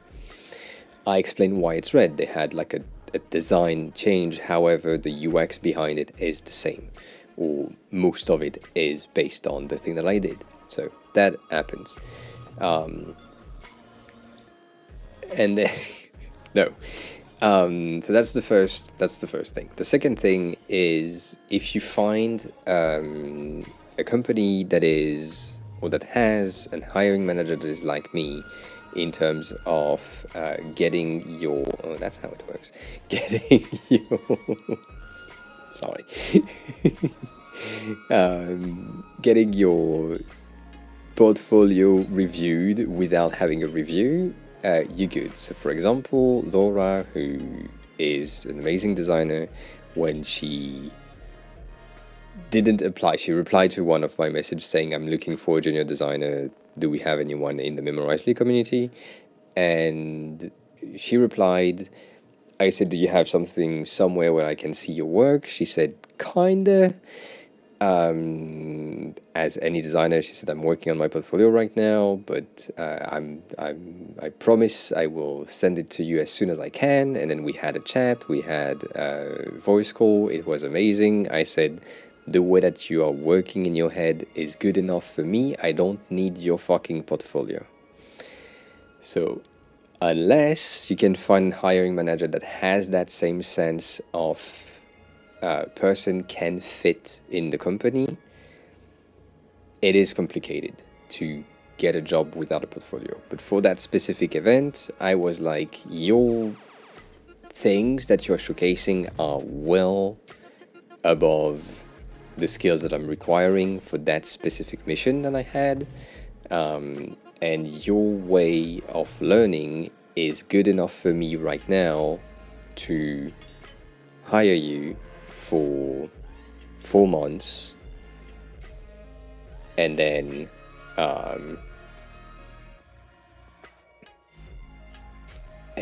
just retainer here and there, but that's it. But yeah, it doesn't happen often. So having a portfolio is useful, and my personal portfolio is here. This is my best portfolio. It will always be my best portfolio nowadays. I cannot be more up to date than a live event explaining how I think. This is the reason why I started streaming.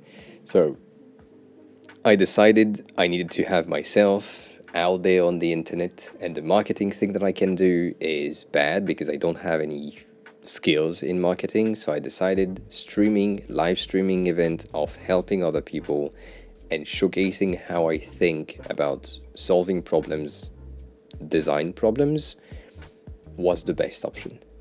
It is a weird way of presenting myself to potential other companies because they have never seen that type of portfolio. It also requires them to have the patience of sitting through a fucking 4 hours of streaming VODs if they watch VODs on the YouTube channel, or to catch me on stream live at a time where they are awake, thinking about potentially hiring me, asking me a question in chat, right? So it's a bit of a difficult thing, but it is a representation of how I work that is the most accurate and the most up-to-date possible. I can sell other products. I can do the marketing for other things than myself. Yes, 100%, but not for me. Can't. That's a designer issue. It happens. So can't do that. But I can sell other things with no problem. So, right, that portfolio type of live event being the most up to date is for me my main reason for streaming, and then, or was my main reason for starting streaming. And then now, because I do love to help as much as I can. Hello Box is now following. Hello Box, thanks you for the follow. Welcome on in. How are you? Who are you? And how did you find the stream? Happy to have you here, as always. But yeah, like, because I do love to help, as you probably know, it's like, it just works. It forced me to do some problem solving on the daily, and what time is it? Let's say it's fine. Let me just check something real quick before I say anything. I don't know. Like, it really depends on a lot of stuff, but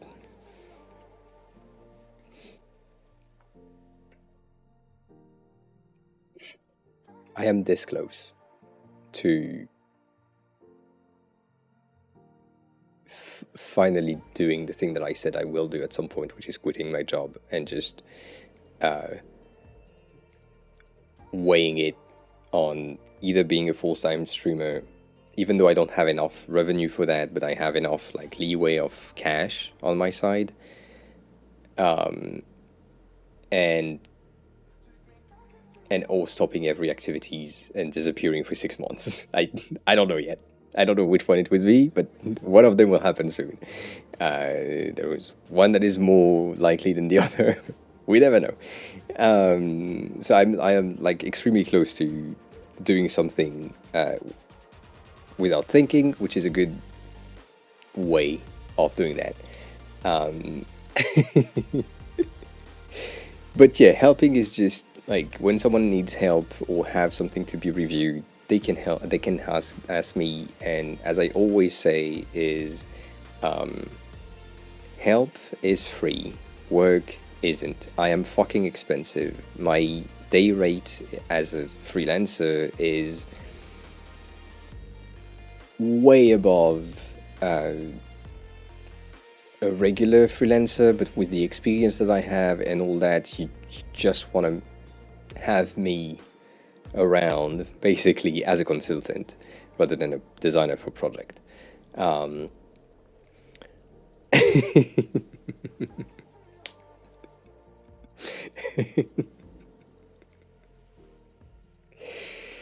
yeah.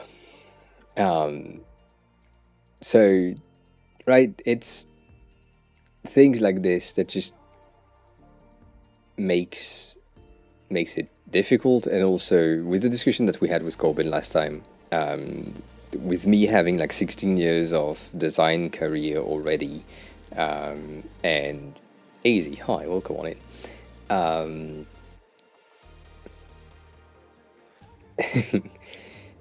It's not the, I mean, for me, it's like the middle-ish of my career. I don't know yet, but for some people, it would be the end already. 16 years of the same, I mean, 17 now, of the same job technically is like a lot, and some people will have ended that. Let me read that because it's a long ass message. Hopefully, we can help you get a conversation, but once you have that conversation, often, yeah. Not being able to present work, so explaining your process, and yeah, yes, 100%.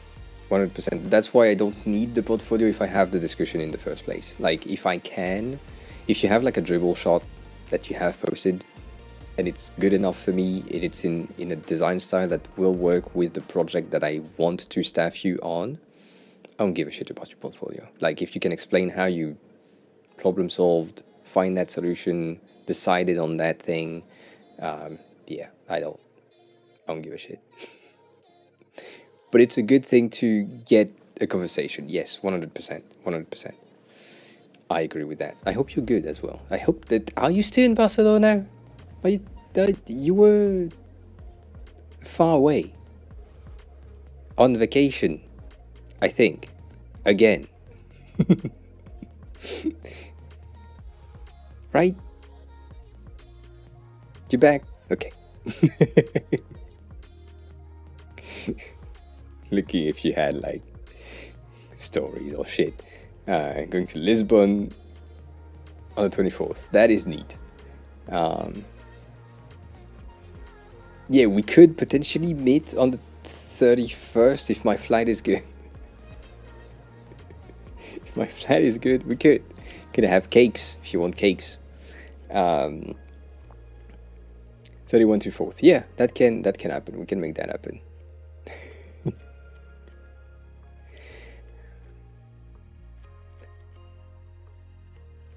Cakes always. I haven't posted a lot of cakes in the channel. I ate one like lately that was really cool, but they change it every week, so I can't find them multiple time. James, hi, welcome on in. How are you?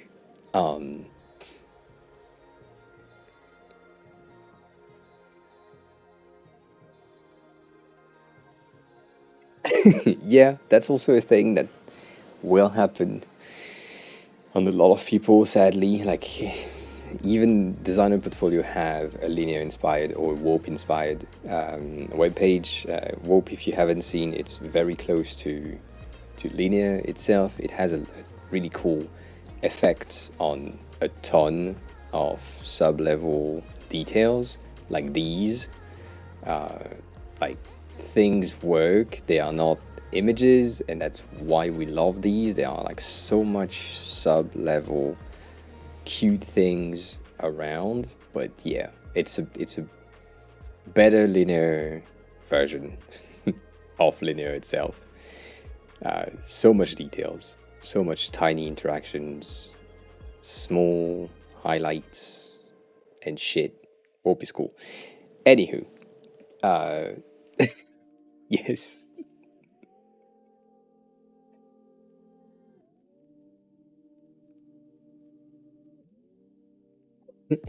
Sorry.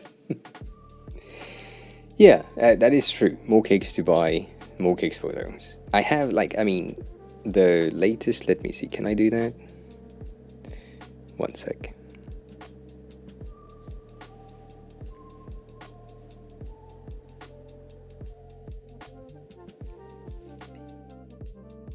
That was the cake. Very simple, very. I mean, I don't have more picture than this, sadly. But this is a. Can I zoom in? Yeah, I can. Oh, I didn't know I could zoom in that thing. This was like a passion fruit, mango, vanilla tart with a bit of cocoa nuts, outer shell, with a simple biscuit, outer shell. Really cool, really cool. Fucking expensive, but really cool. 4 bites. Took me 4 bites, disappeared. I'm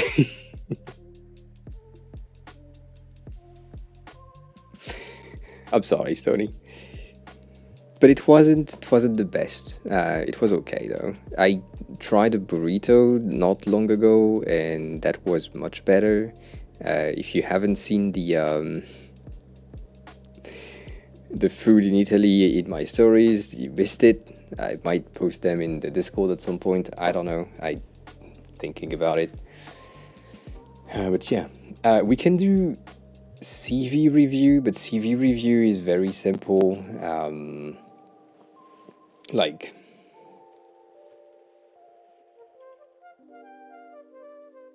if you know, you know. If you don't know, you don't know. But like, if you type resume.convert, these are the things that people are recommending, and the reason for that is your resume nowadays is not even processed by a human anymore. It is processed by an AI, so or is like a text recognition thing.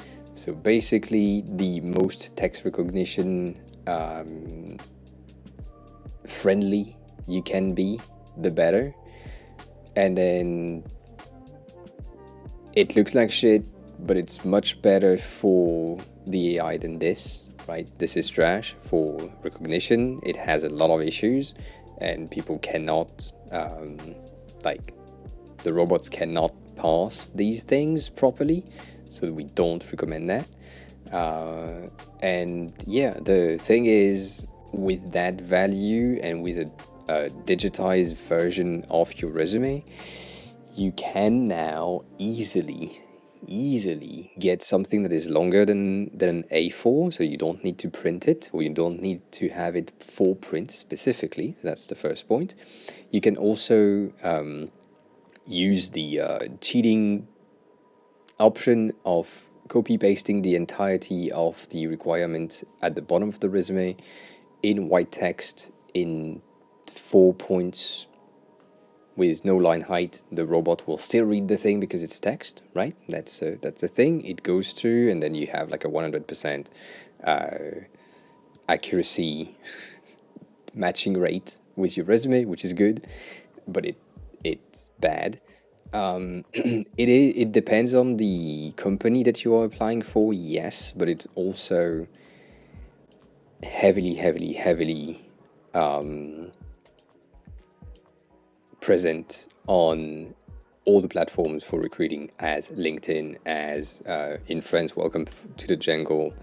All of these things that companies, startups are using to help them find candidates, they have auto-matching things that basically do the same than the big company that are passing your resume manually on their end.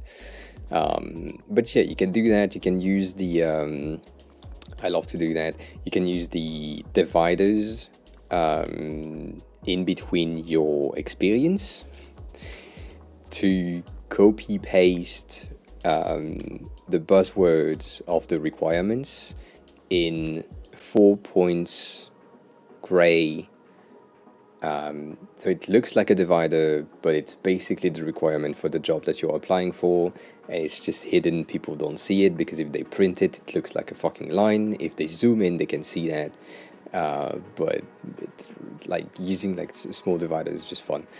Most of the time they can't see that, and most of the time no one look at your fucking resume. It's the robot that looks at it, so you don't you don't need that.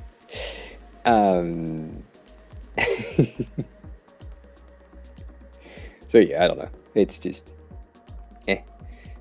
so I can do resume review, but I would I mean, if you want to create a resume that works, do a bullet point space and use Google Docs.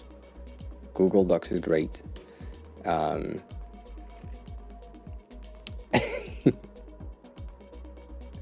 Yeah, I mean, that's the goal, right? The goal is to make sure that either you can't get the job because you are 100% accurate to the requirement, so people will know that you have copy pasted the requirement in there, and by doing so, and most people doing that, means that your resume needs to go through the hands of humans rather than just robots.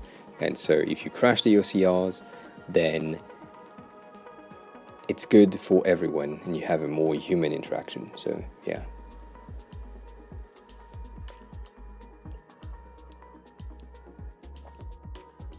I disagree. Samek, my company, the one that we are using a subsidiary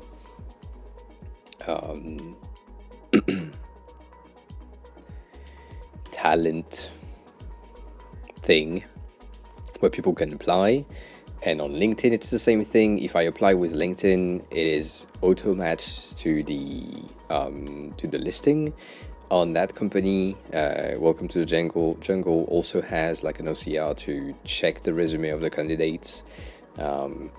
If I send a resume by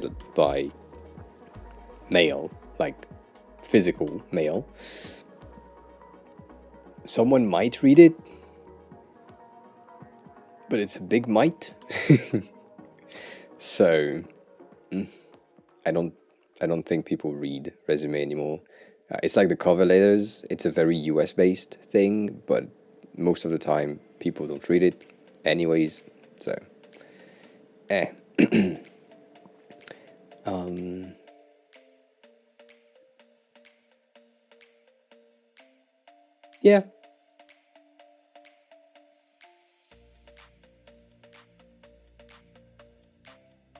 It's basically the keywords that is used on the job description. Yeah, the offer description. That's it. So if I have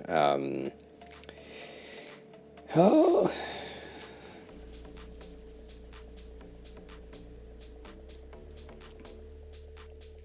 like if I go here, so I'm looking for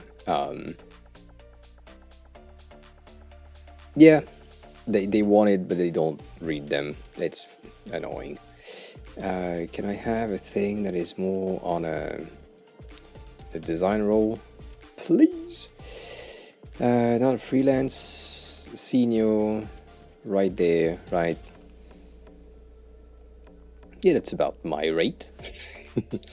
Right in there, I have, you can expect all that. So basically, you paste these things as things that you have done in previous experience, and then you have like what in here, like these are basically your skills, and this is basically what you need to do. So you do that, and you copy paste that thing into the resume, and you are done.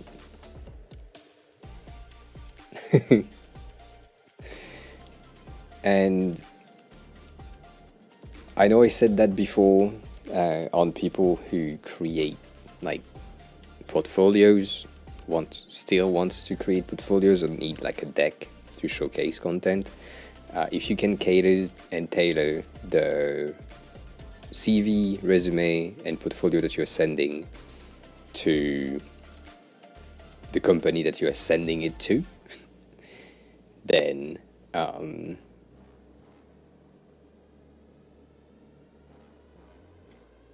yeah, it helps. Yeah, but they didn't read. I mean, they usually don't read the resume before the interview. They read it with you on the interview, and the thing that we do is like, oh, I can see that you have like experience on this company. Can you tell me more about that? And that's it.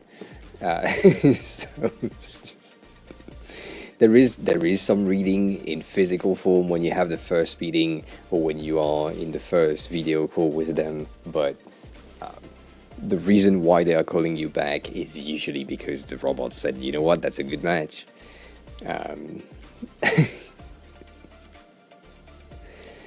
yeah.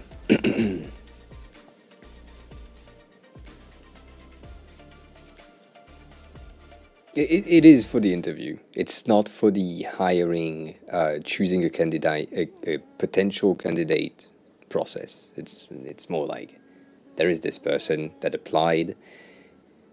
I scanned the resume quickly. It has experience amount that is good. It has keywords here and there that matches with what we are looking for, and if they have a picture, they look cool, they look not cool, I don't know, let's give them a chance, have a call, have the resume on paper, and then say things about it. But yeah. If you apply to a lot of companies, yes, but also you can cater to specific industries. So let's say you are looking for startups in fintech. You know that the startups in fintechs will usually have specific keywords that are needed. And then you do 25 startups in fintechs with that resume. And then you know that you want to do something with physical products and like product design as a physical element. And so you can cater to some expertise and experience that you had with different keywords, and then you apply to 25 companies that are in that physical product design.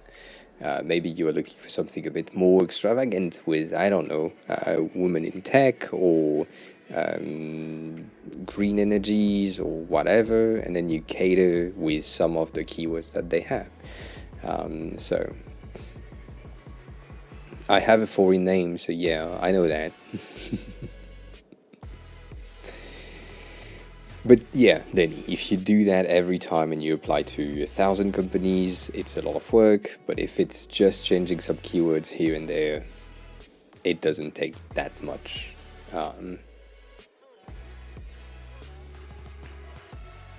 The thing is, because you don't care about tailoring it, you will have a harder time to find a job.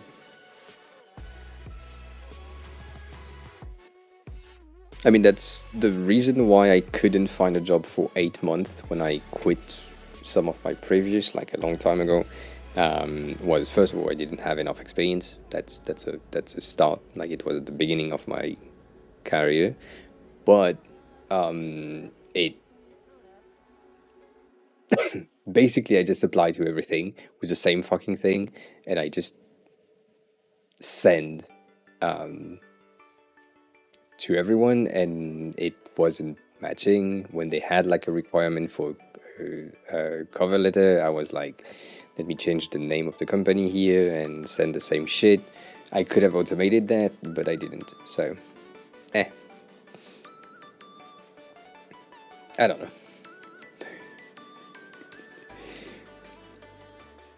That is also true, yes. I mean, we have like Sakei Design. I don't know if he's still lurking. Probably not.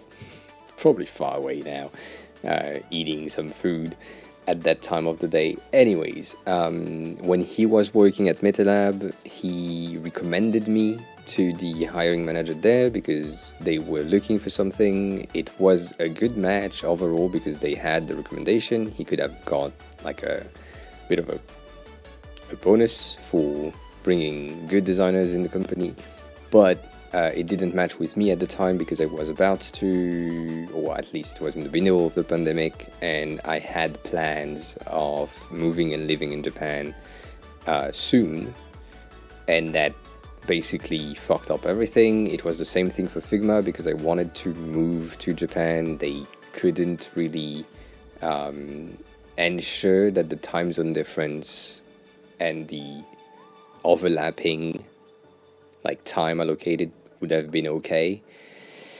If I had known in 2020 that the pandemic was about to stay so long and that I would not be with my partner now, I would have not said shit about Japan, but I didn't know at the time. So yeah. And then the hiring process of Figma took like 2.5 months. No, 2 months. The MetaLab one took like a month. Like there was like a lot of things happening, and it's annoying. But yeah, now I'm just going back quickly for 3 weeks vacation in Japan, and that's fine, and that's okay, and I can do that. I'm rich and famous, no. Not rich. Having a reference in the company is some of the best getting in, 100%. I agree. And I just found who we are going to raid, I think. It's a bit.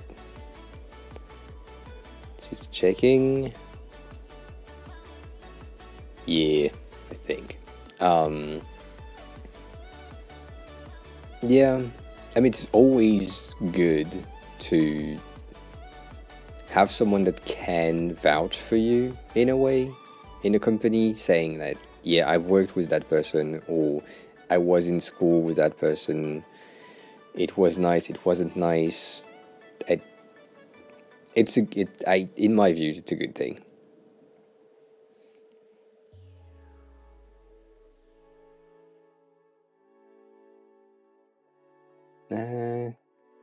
Think about it. 1830, I think, can bring us to the 420 mark properly, so like in 1 minute. All right, good. So yeah, that's I mean, for hiring, that's the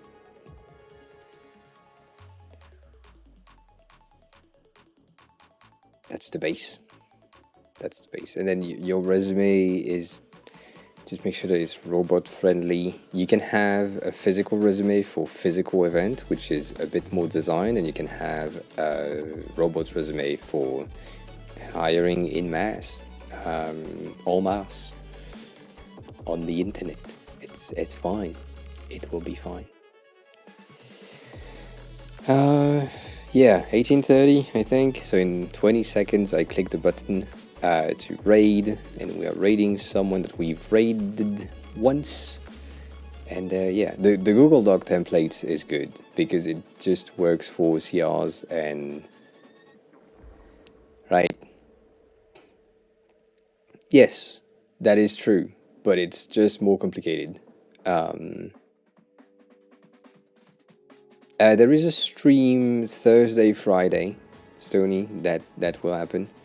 So I will be back on Thursday, 100%. And yeah, last stream is on Friday. And I have Saturday to do my bags, and then Sunday, Japan. Sunday I take the flight. That's what happened. So yes, join me for the raid. This is the end of the stream. As always, I appreciate you being here. I think that end message is not right, but it's kind of right. The socials are in that link. Whatever. If you are a sub, this is the raid message for subs. If you want to copy paste that, it would be appreciated. If you're not subbed, this is the raid message for non-subs. We are aiming for 420, which is in 20 seconds. And then we have a bit of a leeway for things. Anywho, I really enjoyed today.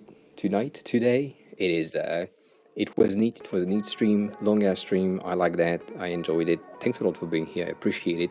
I will be back on Thursday as expected, 4:30 p.m. UTC, 6:30 Europe time, whatever. But yeah, running out of time as always. Bye.